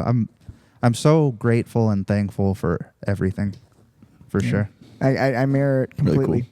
You know, in these last 3 years, it's exactly the same story for me. It's like the amount of growth and like, you know, that feeling, like you said, I didn't have it early. I mean, there's no way I've ever felt, even after devastating losses and bad things happen or whatever. Yeah. Never even for a moment would imagine not doing jiu-jitsu until I got my black belt. And I knew I would never stop jiu-jitsu, but I had that moment of whatever you want to call that, burnout or whatever, of no new catalyst for growth, getting stuck in my patterns or whatever. Stimulus, And I ended up pursuing other arts and other things because of it. Knowing that jiu-jitsu would always be there, and that was my mindset, and you know, feeling a sense of loyalty and not wanting to change something dramatic about what I'm doing out of, you know, respect for the situation I was in. And then luckily COVID was this catastrophic thing for so many people that changed everyone's, you know, philosophy on life and what they wanted to do. That's where the school came in. And then for the last 3 years, that responsibility of I didn't want to. If someone's going to come here, and like I had, you know, Nolan was the biggest part of that. Nolan's a young kid who followed me. It's like I was like, man, I got to do the best. I spent so much more time than I ever did on trying to understand jiu-jitsu for him than I did for myself. I 100% agree. You know, and then that made me, you know, it's like the amazing amount of like what selflessness can do for your, you know, selfishly. Is really kind of a fun, ironic twist of fate. You need to have the answers, you know, and like, you know, but that motivation for like, if I want to help Kyle with something, all that does is just give me like, me to sit there and study for myself it's hard for me to justify sometimes, you know, like, and I try, but if I'm like, all right, here's the lesson that I want to teach. Well, now I got that information. Motivation. That's such like a mind fuck of a riddle to like naturally solve. It's like this of selfishness and like what's selflessness. No matter what, we're all gonna get some benefit from it if you do it in the right, you know, for the right reason. Exactly. Well, and then even it's a funny thing too. Like if you also just do the right things, like sometimes even if it's for the wrong reason, it's like I always tell people. I remember one time someone at with the other gyms I was at, they said to me, they go, "I think you're just nice to me because I pay a membership here." And I said that to you? Yeah, and I just gave him a very deadpan face, and I looked at him and went like, "But am I nice to you?" Like, does it matter what my motivation is? If I'm nice to you, it's like, you know, you're getting a nice response. Isn't that good? You know, like that's good enough. That's interesting. You know, and I did, but I didn't confirm with them if I did or not. You know, they didn't know if I was being nice to them because they paid. Your imagination. Yep, I just told them, you know, like, does it really matter? You know, and then someone else came by, you're like, leave me alone. Yeah, I don't like you. He pays the same price. That guy though. Yeah. Well, man, I'm so happy for you then, like to see that. You know, that storyline play out the way it did, and the fact that you didn't quit at that 6-year part where, you know, those first 6 years you were saying so you know, so filled with drama and issues, because I think a lot of people do run into those and do quit something that is probably could be the best thing in their life. From one bad exchange can ruin everything, can ruin a whole lifestyle. But again, I just want to reiterate, like, even though like it was painful growth in some regards, like, don't regret it. And I'm very thankful for it. It's your passion. Awesome, man.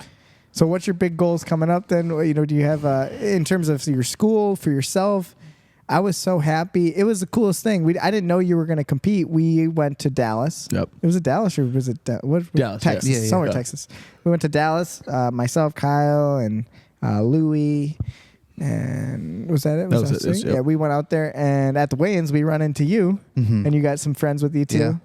I had no idea you were going to compete. you know, and I'll say too, I didn't say this earlier. I've seen you compete for years. I think the first time I ever interacted with you or saw you was at like a Fight to Win. Oh, sure. Yeah. It was at a Fight to Win. Man. Those are good And days. Those were like, fun. You felt like the star of the show because you had like funny shit that you were doing. Yeah. He was like showing up at the weigh-in with like funny stuff. Yeah, I don't know what you did. I just remember you were like, he got him. I just remember because I just sorry to like cut you off, but it was like, you know, I was fighting MMA professional, like big shows in my mind, and I was like, I'll just go do this little thing, and then like I go to the weigh-ins, and like Aaron like made it like a big show. I don't know what you did. He had like he a got on the toaster or scale with a something. hoodie on, and then he weighed too much. So then he pulled out like a Nintendo controller. Yeah, I was and like, then he pulled out like another one, and then So- he pulled out the whole And I unit. was like, oh shit, Yeah. like this is like I stole supposed to that be from funny. Sakuraba. He weighed in with an Xbox one time. That's great, dude. That's awesome. Well, and then was that match you had against that crazy guy who kept slamming you? No, that was a different one.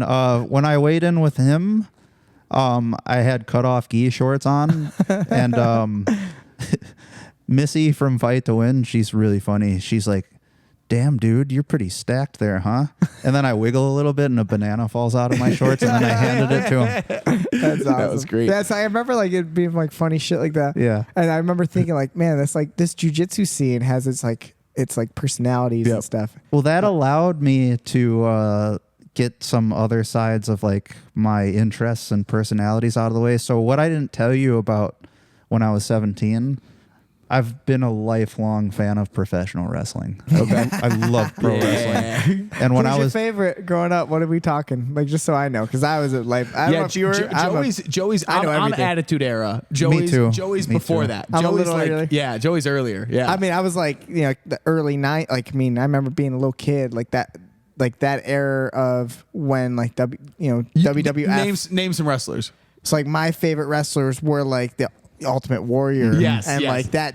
Like Yeah. I mean, I'm more like The Rock, Stone and Cold. it also me is too. because my brother was older and my brother liked that stuff. So like I was a little kid Okay. watching more of like almost the late 80s, Yeah.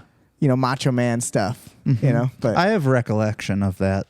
Like it was, like, my it's not our earliest time. life memories, like being 2 or 3, I had the giant Ultimate Warrior yeah. plushie. Oh my God. Yeah. That's Me and Joe DeLuca used to beat the shit out of that thing. We had that too. I was like, okay, I'll go through both eras. I would say, make sure nobody's Oh, done. you're No, good, you're man. good. You're good. Yeah. I think we're No, good. I just remember my aunt had a VHS recording of the Royal Rumble where Stone Cold and it was where Mankind. it was where Mankind and The Rock had the I Quit match. It was on the same show, but there was the Royal that was one Royal Rumble, and then I would watch that all the time. I've seen I was that. a big Mankind fan. I've seen that event 5,000 times. Yeah. What year was that? Oh man, That's 99. I don't remember. 98. I don't remember. I fucking recorded that one too and Yes. watched it nonstop. I Quit swear to match. God. Yes, and I the swear to God. big controversy is like Mankind says he quit, but he actually didn't. Yes. he wouldn't quit, so they had to play a recording from him saying it like earlier in a promo. Wow. And they played it over the mic, and then Mick Foley. yep. And then the unveiling of the roided up McMahon in the Royal Rumble. Yes, and then they tricked it. So oh man, this is what happens. They start the Royal Rumble with Stone Cold and Vince McMahon, and Stone Cold beating the crap out of him. But they go out of the ring under the ropes, so they're fighting in the arena. And Stone Cold runs into Vince McMahon runs into the bathroom, and then all the fighters are in there. They beat the shit out of Stone Cold, and then Vince gets back into the ring at the end of the Royal Rumble, and I That's think how he he wins? loses, but he almost wins. I think he gets. McMahon? No, McMahon won, right? Yes. Yes, because The Rock came out and distracted Stone Cold, and Yeah. McMahon threw him back over. Yeah. Holding him down. Oh God. But you know, it's like so you have that desire to be those like Oh, yeah. larger than But, life. I mean, everyone did. Yes. Yeah. I probably would have been a referee or something. Yeah, we would die. Yeah.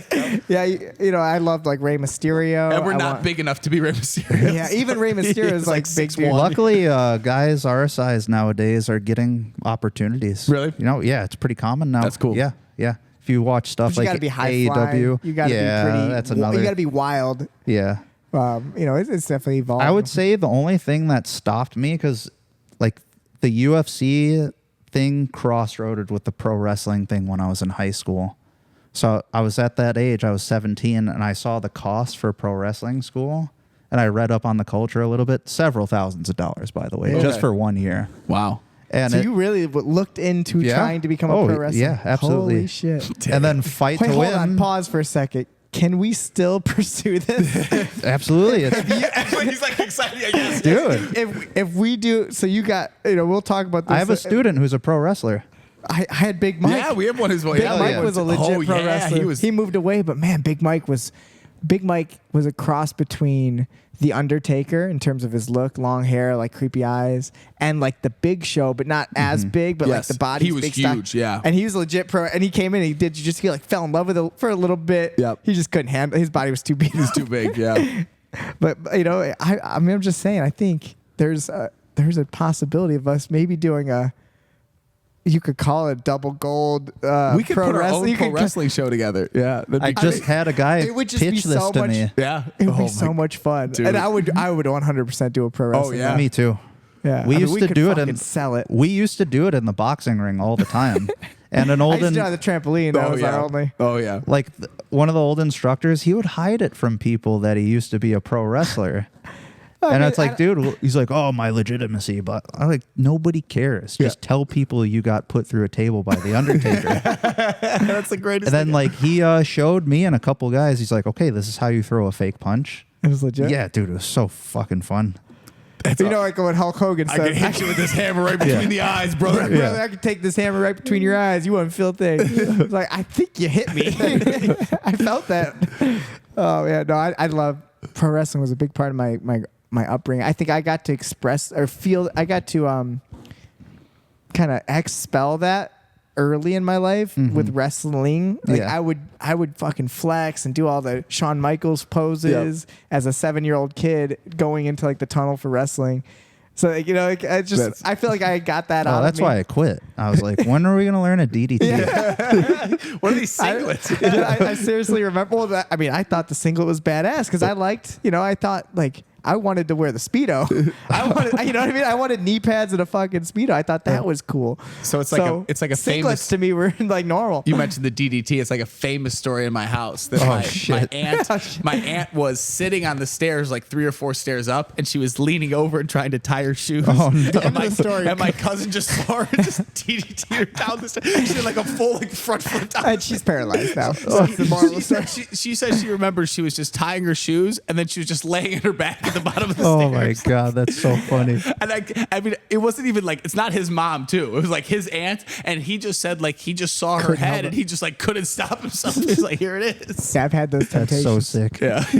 I see them all the time still. Yeah. Like someone's DDT. Oh man. Oh man. The day I got my black belt, I got the opportunity to promote one of my friends, and we did the thing where like people would come up and you throw them, and I would just kick them in the stomach and give them a stunner. Yeah, that's awesome. Hell yeah. Yeah, you honestly, you say the word, man. If you find the time to promote, even as like a fun promotion for like double gold, it's like, and we could talk about double gold to finish up to promote it, but like as a promotion for a promotion, like as a joke, like a fun thing. It's not a joke to me, brother. I'll do a promo. Brother, I'm going through a chair for real. It would be so much fun. Where's the barbed wire? How about us totally messing up and like us thinking we just buy like normal chairs from tables from Home Depot. We're gonna put someone through that, break their back. Oh, jeez. I thought this would be easier. They go through so much easier on the show.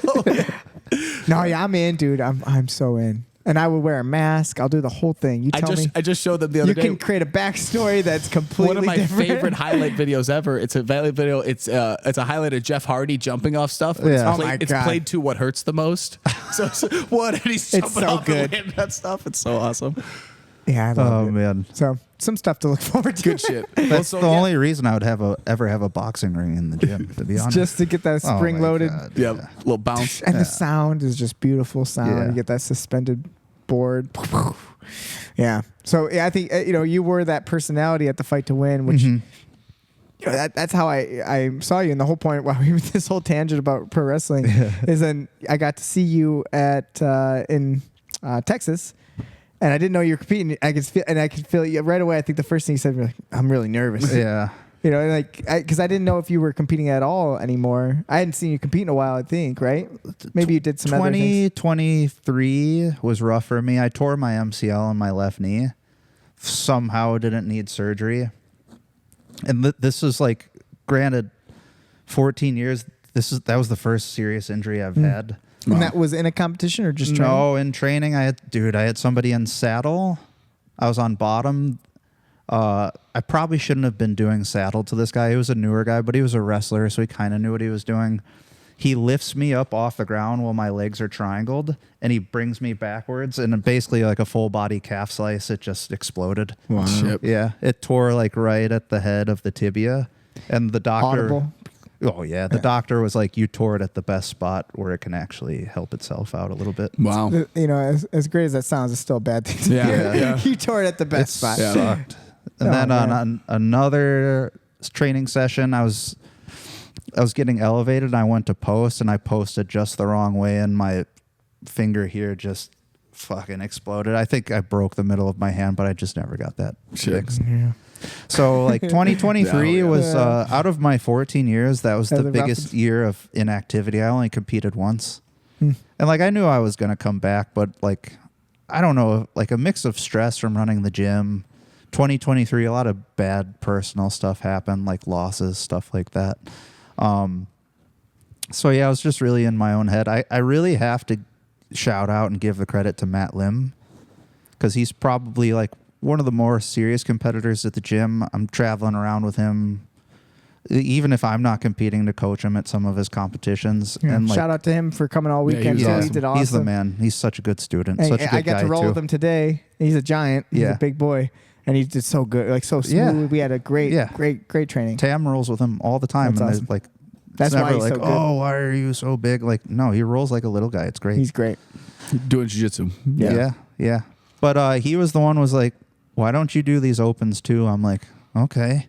Okay. Yeah. So it was so cool to see you there, and I got excited. Yeah. And you know, I was like, oh man, I appreciate that. Yeah, honestly, that's how I am. I'm a fan of jiu-jitsu. I'm a fan of like watching people, especially if I know them even a little bit. Yeah. That can make me, especially in MMA. Like it's hard for me nowadays. I still love fighting, but I need to like be invested at least. don't know a that. little Yeah, bit. me It's hard too. for me just to sit and watch a random. You know, I know it sounds bad as a fight fan, but I used to be able to watch anyone. I didn't care. I would just watch fighting. But today it is kind of I like the investment. Yeah. So like with jiu-jitsu, I could watch if I know someone even a little bit. I Well, just that's love how watching it. pro wrestling is, right? Yeah. If you don't know the two characters or nothing. what the story is, Yeah. unless they're again doing all the flippy What are you stuff. saying, brother? Yeah. Well, but that is what wrestling does so well is build the character development. Yeah. If you've been around for a week, you know these guys. That's Yeah. I think what the UFC is supposed to do. Yes. That's what promotion They is do supposed pretty to good do. with They that. do a too, great you know? job. I mean, They that was Eddie Bravo's like argument for it. I remember feeling this the first time. Just why those EBIs were so fun to watch was like. I didn't know. I remember the first one I watched, and this one actually got me really into leg built the lock. stories? Was I just remember it just built its own story. By the second round, you're like, oh, that's that guy that heel hooked that guy in the first round. Yeah. And then by the third round, you're like, Tournaments, you're oh, saying. that's that guy that had, the bracket kind of, I gotcha. gave you the storyline Yeah. itself, you know? Yeah. So first off, congrats on getting back into Thank you. competition shape Yeah. and healthy, and that's a huge accomplishment because sometimes people get an injury like that and they They're never done. Yeah. and they have any excuse to not come back too, which Man, just the thing that's worse than any injury I could take right now is just the stress. Like, again, I love doing what I do. I try to never take it for granted, but you can't, I'm sure you guys would fully agree, you cannot deny that there's a median, to put it politely, level of stress to this at all times. Yeah. and I think I said it this weekend to someone or maybe even to you, but I'll never complain about this because it is it is such a joy. It's such a privilege, such an honor. It's such a cool thing that we get to do on a daily basis. But Kyle you've given up an amazing career and job with the post office just to do this shit. Yep. That alone has to put a level of stress of like, I got to do well. I got to, whatever it might be, you know? Well, and then, so then like in that, there's this balance of like work. I remember not too long ago, there was an open mat and Joey had like a bad experience with someone. He was sitting off the side and he was just like all like, and I remember like coming over and being like, I'm going to teach 2 of those 6 a.m. classes now. Like he was coming in every day teaching at 6 a.m. and then 6 a.m. staying here to 10 all day. p.m. And it was just like, I could see it on his face. It was just like, I've had some mental breakdowns. Yeah, I did this, dude.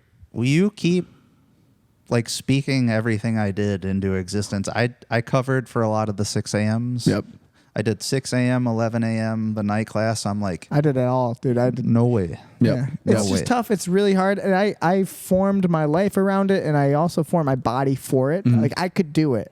So the fact that I could do it, you know, mentally, I would then have to. Like, I built that way of thinking for myself and not calculating the risk of the mental health of it. Yes. I mean, literally, I was locking myself in this building for, you know, 16 hours a day, 6 days a week. Yeah. It's like, It's not good. I lost it for a little while. I was Yeah. going crazy, and you know, my personal life certain crashes in my personal life because of it. And Yeah. people who know.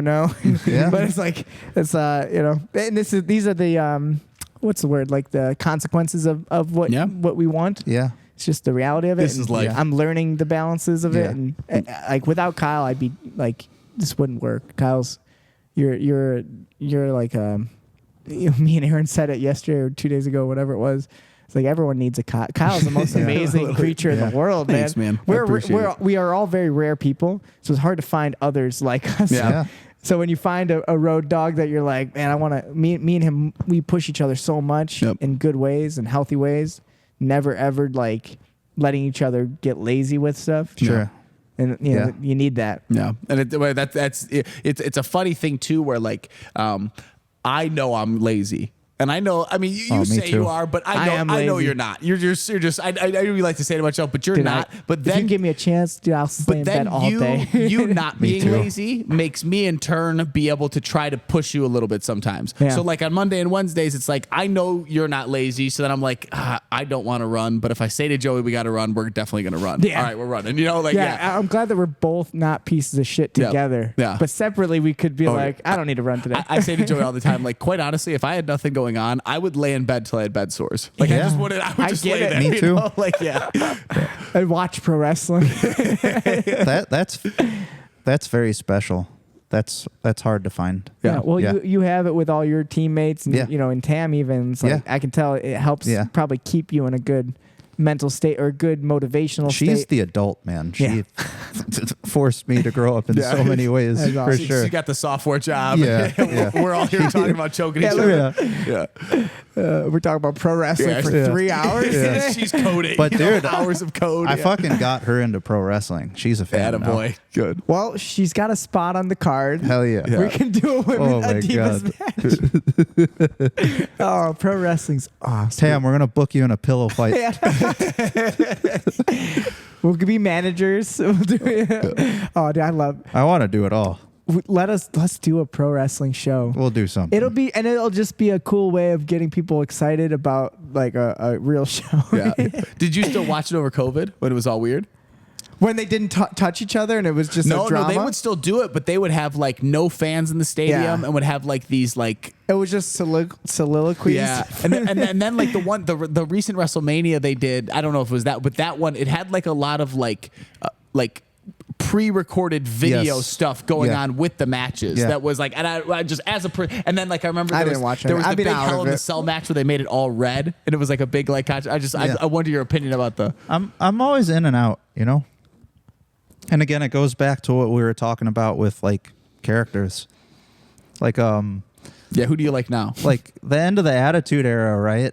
Like WWF buys WCW, and now it's like there's no resistance, there's no like grander. Who do they got an thing. attitude Who are against? they fighting Yeah. Right. against? Yeah. Yeah. And then it's like, and then they're not raunchy anymore, and then it's like John Cena, and like in the same way I don't really like Superman, I don't like John Cena. Yes. So I'm like, all right, I'm taking a break. So I was very in and out up until again like the end of COVID. I was a huge CM Punk fan. Okay. And then when he was gone for legit, I think 10 years, had a bad experience. Yep. And then AEW brought him back, and our friends were going. They're like, you should come with. I'm like, fuck yeah, I'd love to. And then that's when I got re-immersed. Okay. Yeah. So you That's still cool. go to shows and everything? Yeah. We'll go to like smaller ones in the city. Logan Square Auditorium has great shows. That's awesome. That's sweet. I had no idea. Yeah. That's cool. We should go with. Let's go one time, Joe. I've never gone to a Let's go live once. show. We'll Dude, go you can once. get a ticket for like $20. Yeah, even the bigger ones like Yeah? AEW or WWE. Yeah, I've never it's never not gone. Let's go expensive one at all. time. We'll go. I would get Let's into do it. It's so much Can fun. I paint my body? Oh yeah. Yeah. It's encouraged, Can we right? bring a Yeah. sign? We can always bring signs, Yeah. right? Yeah. Oh yeah, people they still do that, all that wild shit. Yeah. That's great. Yeah. Yeah, I love it. But if we do a show, I think we got to, we obviously need the ring. We need the whole experience. I think we do it like an outdoor show. Like, we don't need a ring. We'll just do it. Man. I mean, we do hardcore matches. Oh my God! I mean, we gotta ask. Oh, we'll film Oh it. my We God. got. Have you ever seen Superhuman? No. No. Superhuman Yeah, Jimmy yeah. show. So there's this kid on YouTube he's You're about to be introduced. Oh, to is he the one that just jumps into shit? Yes, I've seen that. Yes, and I hope you like this. This is for the juggalos and juggalettes. Don't try this home. I hope you like it. I hope you like it. I always watch it. I'm like, Cut it. It's terrible. Me and Kyle have spent too much time just watching. Like, this one might be different. Let's watch this Like one. every once in a while, we'll just be like talking about nothing. We're like, bring up Superhuman. it turned me into like a sadistic asshole because I'm scrolling through them. I'm like, where's the one where he gets really fucked up? Yes. Yeah, and you think something different might happen. Yep. Yeah. And the best twist is like he'll do it, and then he'll get up and he's like, I'm not done. And he does another one. There's one I always try to find where he elbow drops like A printer. It's a microwave. It's a microwave, and he hits it so dents it. hard he like knocks himself out. Oh You're just my like, God. Oh my God, dude. Yeah, I still think that guy is actually probably like a genius. genius? Yeah. That's what you always I think. think he's probably got a British accent, and he's just like, man, he's like, how the entertainment has changed, and he's like, Honey, I'm gonna put my Yeah. tea down for juggalos and I could be wrong. No. He better be in the next Jackass movie. He Well, is I think He Jackass. deserves Yeah. it. My point, I think he should be one of our headliners for the show. On the show, we I should wonder get what his Superhuman. rate is nowadays. I hope he's doing well Probably for a himself. sandwich. I'm being honest. I think he'll do it for a hot Honestly, dog. I think if we just gave him all the stuff on this desk so he could jump on it, like he just needs shit to jump on. You Yeah, know? all his shit's broken. Yeah. I give him a new microwave. Here's I'm a, sure here's he'll a be pack happy. of light bulbs, you know? Yeah. So, some planning to do. But I really just want to, again, say how happy I am that you took the chance to come hang out with us and Yeah, train of with course. us. I hope this is a start of something cool that we can do more. And, Yeah. I think, for me personally, and Yeah. for you're kind of like the perfect in between me and Kyle, I suppose. You're like probably 155-ish, 150, 149. Yeah, You're kind something of like in that. between. Yeah. We're kind of like a Yeah. perfect. He's a segue between me and Yeah, Kyle. Kyle's. yeah. I always tell Sometimes Kyle's like my. I feel I like you're my weight fluctuate a sometimes. lot. Yeah. Do you? I tell Joey it's always like the jump between me and him is the jump between me and Giuseppe who came here today. Sure. And it's just like, Like then 25 And then I pounds. roll with Giuseppe sometimes. I'm like, sometimes I feel good, and then sometimes I'm just like, fucking I should He's have ate a scary. little more today. Like, Yeah, yeah. Giuseppe- He's a awesome. scary man. Yeah. Isn't he right? But he's a sweetheart. So nice. He's like he's got such a great spirit. Like he's like if you really sit down and talk to him, because he has that little bit of intimidation, like Yeah. his beard, something about him. Yeah. His eyes are kind of like this all the times, and then you sit and talk to him. He's got like a really good heart. Yeah. Like some people you never Soothing think that, voice too. Yep. Oh yeah. Let's not compliment him beautiful that much. hair, got a great beard. Yeah. Voice He would of an make angel. He'd make a great pro wrestler. Now that I think about it, Giuseppe, we've been thinking. we need a star. I'd build a whole show around Giuseppe him. the grip, Lamana. Giuseppe, the great Giuseppe. Oh man, yeah. No, we got a lot of work to do for this pro wrestling show. The grinder Giuseppe. The grinder. Yeah, I always loved like the So many good origin characters. stories Yep. for wrestlers Yeah. and stuff. Remember Did you watch just a segue? yeah, moment. yeah, Did your you movie. watch the Iron Claw? Not yet. I've been meaning to. I heard it's really a tearjerker. Depressing. Yeah. It's like actually a depressing movie. Yeah. Well, and then like, But for I somebody love who's the into family wrestling. story. It might really you might not come back. You might Yeah. you might be locked in your room for a few Right. days. It's pretty sad, but it's man, what a crazy story Yeah. about the family. Yeah. Like, I mean, that is unbelievable. That is a dynasty family for wrestling, Mm-hmm. and the amount of crazy stories and a lot of life lessons for families and parenting. Yeah. But Yeah. something to maybe Some watch stuff before we you can have learn. kids. Yeah, eventually. Yeah. But so what else? Is there anything else? I was expressing that just to come back. Your goals. I think I brought up your sure. competition. Yeah. Is that something you still want to do more? Again, I'm 35, so like I'm competing right now. This is always like a head scratcher. Like, why do we compete? It's so stressful and scary, and like winning's cool and everything, but you're like every time you go to do it again, you're like fuck. But I guess I enjoy it. I like testing out different techniques. I like testing myself. So, I mean, that's about it. I have no delusions of like winning 80cc or anything like that. So I guess pleasure would be the answer for that. more serious goals, I just want to be the best coach and instructor that I can be. I'm always working to be better at that. What else? The biggest goal of all is just like, again, I don't want to get hurt anymore, which, I'll be honest, it's probably going to happen again at some point. There's some things that are unavoidable. Yeah. But honestly, having that as a goal and stating that out loud, you are already guaranteed to avoid some massive injuries. Yeah. Because you've already put it in your mind that like certain things are not worth it. It will come up now when you're in that situation, like you said, where you're like just pulling I'm going to pull my foot a little more for the triangle. So we go, not worth it right now. That's what I was going to say. When one thing I noticed about that being one of my more major goals is like, yeah, I'm losing more in training, but what does that matter? But in turn, I'm getting better at jiu-jitsu. Yeah. And like, I think I'm doing a lot more consistently well nowadays than I did at the lower belts. And like, I think like everything is coming together, and like, it's not just making everybody better, but it's doing a lot for me personally too. Really cool. Nice. Really cool. Yeah. I really enjoy that. That's awesome. And then, what about with double gold? Any goals with that? Yeah, maybe even talk about that a little bit. So Double Gold is a jiu-jitsu promotion that you started. Yeah. So, I mean, while like Double Gold is a business, Pica Pau is a business, we talked about this a little bit the last few days. I'm not a money-driven person. Like, it would be sweet to like hit the lottery one day or something like that. But like, money, like I from keep a playing. Yeah. I mean, honestly, you would just want to win it so you wouldn't have to think about it Right, anymore. exactly. Yeah, Yeah. I wouldn't Great change way my to life too much, Yeah. I Like, think I'd change a little bit. I'd probably buy a big building. yeah. Yeah, I mean, Things would I change, do the but I'd be same doing the things day same to thing. day, Yeah. Yeah. I wouldn't quit training or teaching. And like, But man, you guys, we'd be sitting in some cool chairs. Yeah. If I won the lottery, It'd be a massage chair. Yeah.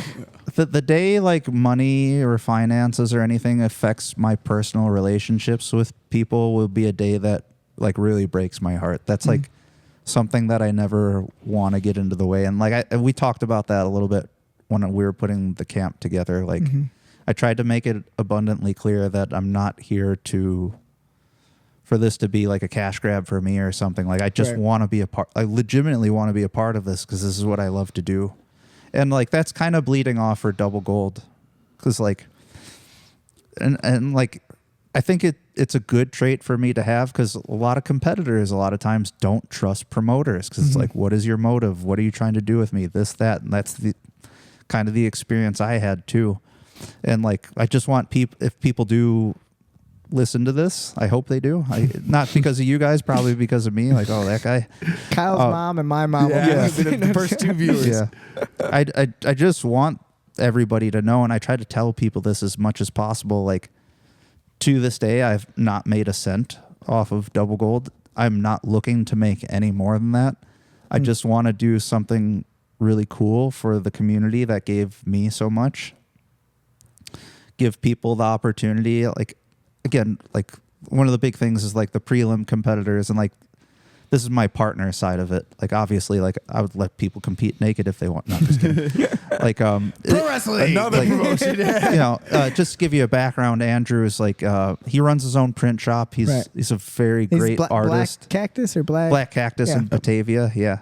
That's how I got my first shirts were through him. Oh, hell yeah. Yeah. He told me about that. I remember that. Yeah. He's And it was an because amazing of you. guy. I saw you and I was like, he's using them. I'm going to use them. I'm using them too. You know what I mean? So I've been copping your shit forever. Hell yeah. He made the right choice. He's an amazing guy.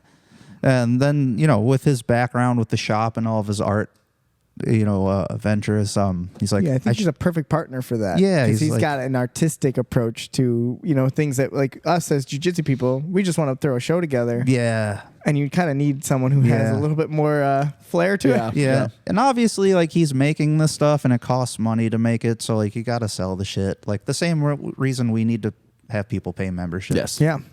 Yeah, it's a function. And, that's, you said something about like your relationship to money. And I really do feel exactly what you're saying. I feel the same way. Yeah. And it took me a long time. It took me this whole experience to be able, because I still feel that way, and I still struggle with the conversations of money with certain people. Yeah. But then to realize like the good in that, if I can learn how to navigate that well, this is how I can do the greater good of keeping the doors open and keeping lights on. And 100%. So you gotta, there's an unhealthy relationship sometimes with allowing people to just kind of walk over you financially, and that's a struggle for me. I more lean on that side of like, don't worry about it. Don't worry about it. Pay us later. And then eventually you realize like, oh, that guy owes me $5,000. Yeah. So I know that's a. I think we have a similar thing. I try to do my best to like not be really naive about it or too much of like a pushover. Like I try to take everything case by case, but it usually kind of boils back down to the same thing. And like, I try to do my best to communicate with people and like get down to like what's really going on to make sure, I'm not putting myself in any bad situations either. Or getting taken advantage of. Exactly. Yeah. Yeah. And I mean, I just know that I've, I have felt direct correlation with this philosophy that you're spelling out of being able to help people and be more, that it has come back around. Yeah. I know people say that and with very little evidence, we're just like, yeah, it comes back. I've seen it where the help that I gave to one person, they bring 2 other people, and now I've gotten more money than I would if I would have been like, you can't train this week because you didn't pay, whatever. Yeah. It takes a village, right? I mean, even just all that stuff. I mean, like the one guy, Rocco here, helped us build the gym. Kenny and Pete and stuff are always just like so helpful too. I mean, I think anyway, Jay and Tayla and everybody, TJ out here with us. There's just so many people, Ronnie and them, always coming. And help. If we were just strict assholes about finances all the time, like if everything was about money, and all you guys just mentioned, give me $5 too. Doing marketing, dealing with like turnover rates and like just trying to get people into the door, that does not sound fun to me. Yeah, it's very and we've just done it organic. Everything's been organic. I mean, we still don't even have a sign on the building. We just have, everything's been homegrown. And I think there's a level I can push. We can push it a little bit more to then reach more people. And that's the healthy balance I'm trying to find. Because sometimes I'll use it as an excuse of laziness. Again, like I think I'm late. Like when I'm not doing it, I'm not calling people. I'm just not a salesman. Yeah. Kind of my gauge is like, I wish I was. We're not Mario on a Segway, That was so funny. It's that joke. My gauge is like, if we do something like that and I take a step back and I look at it, I'm like, all right, am I going to look at this and be like, oh, that's really cool. I really like this. And everybody around me likes it, versus like, oh, I'm doing this thing and it feels so forced. Like that's kind of like how I look at certain things. Yeah. And potentially stressing relationships and stressing yourself. Yeah. Luckily, I don't think I've really dealt with that at all yet. Nice. That's good. Yeah. Well, it's hard to me. A lot of like, you try to do like promo stuff for the gym and you're like, all right, I'm going to run some thing where I'll like do discounted memberships for people. And then like all your people that have been loyal over the years are like, like, why am I not paying a discounted membership for these months? And you're like, oh, I didn't even think of that. It's like hard to, I've this is a juggling act I've had.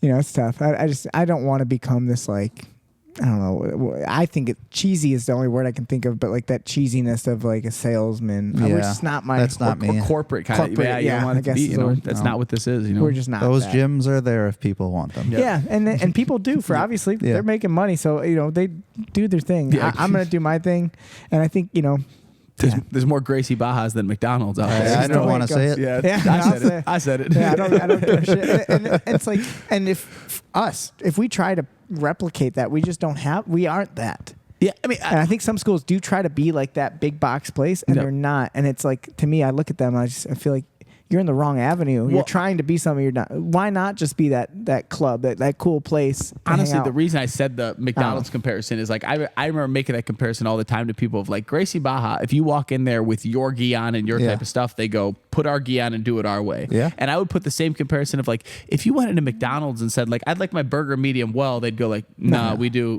burgers like this. Yeah. So it's like, and sometimes you want that. You want to. It's a pretty accurate. If you want to go to if you want to go to that like hole in the wall place where they're going to make you a nice like specific sort of honed in sandwich, you can find that. But it's not going to be nice. It's probably not going to be clean. And those are the sandwiches going to be like. Nasty, but it's like they make good food. Yeah, man, I like those sandwiches. Yep. No, and I think we have room to grow. And you obviously, man, I'm so impressed with what you've done with your school. I can tell everyone. When I see you guys go to competitions, you guys have a good tight knit group. but it's also big. Like you have a lot of people. Yeah, it's not competitive. It's the opposite. People really support each other. Yeah. And I love that. From the top, like I really try to do my best every day to reinforce that culture, especially in terms of like the bulk of this learning. Like I was telling you guys, like we both like to do a lot of situational sparring, or like games as you like to call it, and like a lot of those, when you start to get into the more dangerous aspects of jiu-jitsu, are built upon things like trust. Yeah. And I mean, I would say all jiu-jitsu is built on trust. Yeah, and like I trust that you're not just going to continue choking me right when we're yeah yeah. I mean, it's such a crazy thing when you really think about it. Yeah. That I take a stranger and let them grab my neck. Like, here, like, let me try that. Imagine I don't fucking know these people. anything where And you the would fact let that we someone do that. like tie a noose around your neck. Yeah. I mean, Yeah. you would get away from me. You I know. mean, we literally, like, we are built. Everything is built on trust. And, Well, I'd like to thank you guys for my next nightmare. yeah.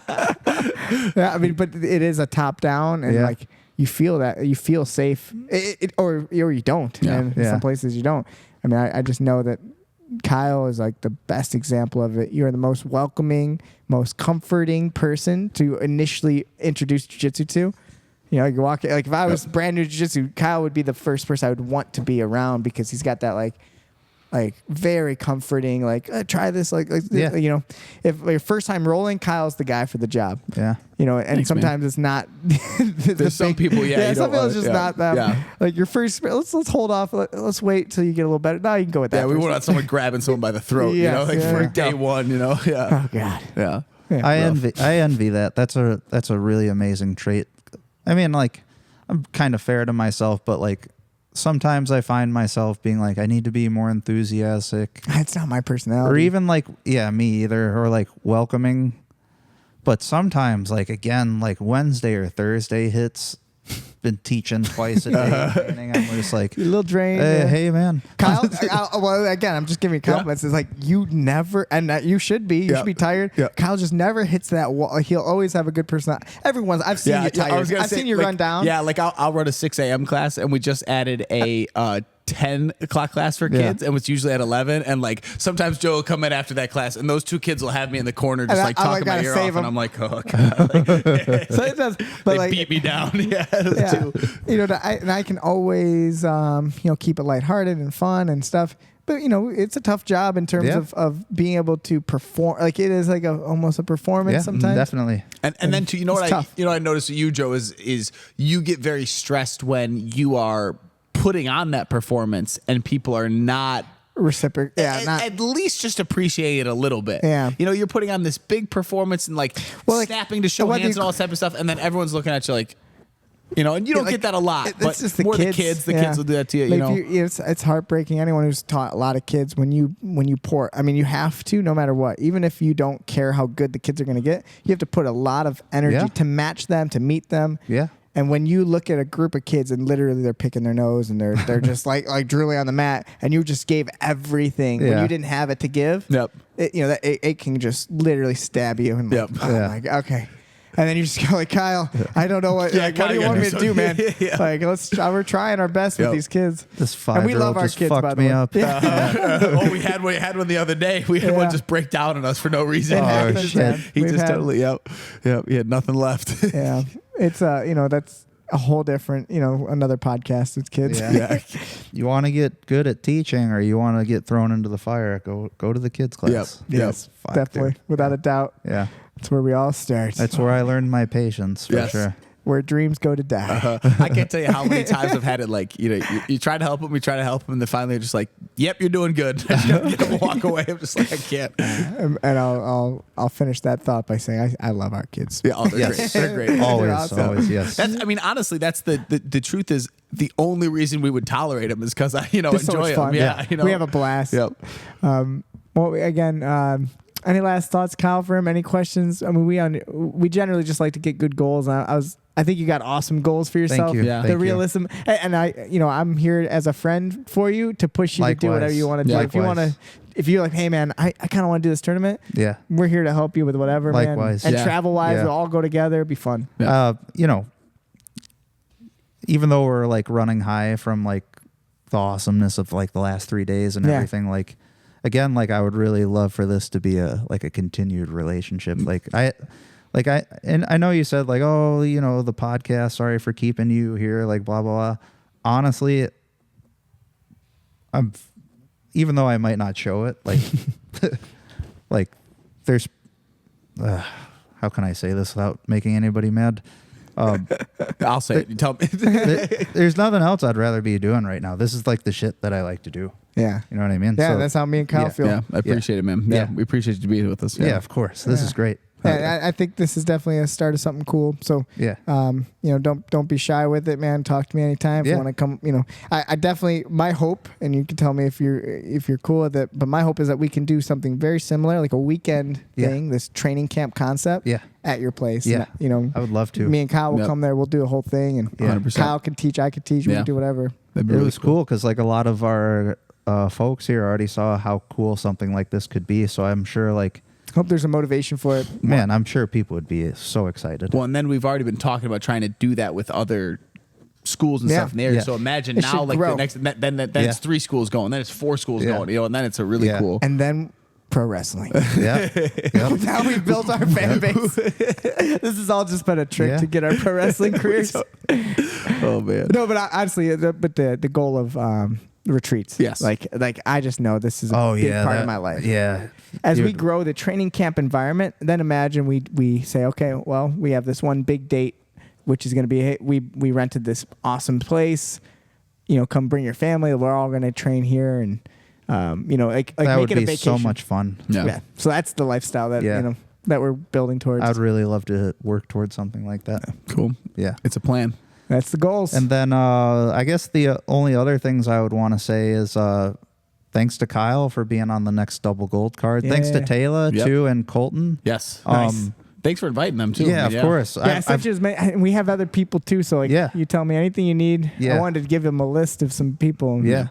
I've always wanted to have you guys on the show. I know it's only the 3rd one, but like, man, and I'll since definitely day do one one. eventually. I know you asked me, but no pressure, man. Again, like I'll do it Joey's eventually. gonna be out in Kazakhstan. I'm gonna be getting back from Kazakhstan. I don't even know when. I don't know exactly when I'm getting back. I don't think you can leave those countries. I might not Once come you're back. there, they just There's keep a high you. likelihood that I Especially if change you my win. name to Borat. If you and win, I just, you're gonna be no. like they're gonna have to keep you. You're gonna be like an idol. yeah. And before Yeah. you know it, I come back with an accent, and I'm the perfect heel for pro wrestling. oh my god, Can the you imagine? turncoat like Sergeant Slaughter and Iron Sheik. I am the Iron Sheik. Oh man. Yeah, no, I mean it's something really cool that you're doing, and I look up to that. I want to do stuff like that, Yeah, we like talked to about grow that a a lot. promotion. Oh, You it's guys so got cool. a great spot for it. I'll tell you what. Yeah, Yeah. I think it's something I want to Cool. do that, and it'll be a fun. Maybe, collaborations. one idea we've been talking about is taking the event to different places. So maybe That's cool. one day we could Dude, do whatever. it here. Yeah, Cool. I'm Yeah. in. Cool. We're all game. Yeah. So what's the date for the next show? October 26th. It's a Saturday, so Halloween weekend. So Nice. Cool. people want to be goofy and like paint their bodies So like what pro are you wrestling. going as? Oh, we'll plan it out here, Joe. We'll have a Alright. good plan. Yeah, we'll make a show of it. Yeah, I could think of some fun ones for Yeah, you. we got some ideas. A dog pool for sure. Dog pool for sure. That'd be great. So yeah, so October, that'd be great. Anything else on the horizon? Your team is competing next weekend. We'll wish them luck. We'll put this out there before then. Yep. Yeah. So good luck. IBJJF. Well, we won the Nogi team title last time. Only 2 schools involved versus other affiliations that have dozens of affiliates. So cool, man. So we're like all like hugging each other over that. Just something to be proud of. That's Something big, man. as That's a really team. cool. Yeah. So we're looking to do a repeat this time. Nice, man. Yeah. Got about 30 people going. Awesome. And some guys that can train today, right? Or this weekend. Yeah, I think pretty much all of them. That's awesome, Nice. man. Yeah. So that was a big goal of it too. Like the whole point of the training camp, of course, getting this cross training, but like picking dates that make sense. Yeah. I would like us to think like, okay, we have something 4 weeks out, a week, 2 weeks out. Let's do a training camp to motivate people or to Yep. get them. I couldn't be happier with how this all turned out and how everything came together. that was my It so biggest great. like Yeah, it was concern. super So fun. great. Yeah, All my nerves were just like, I want to make sure that anyone who comes to it, has a good experience. Yeah.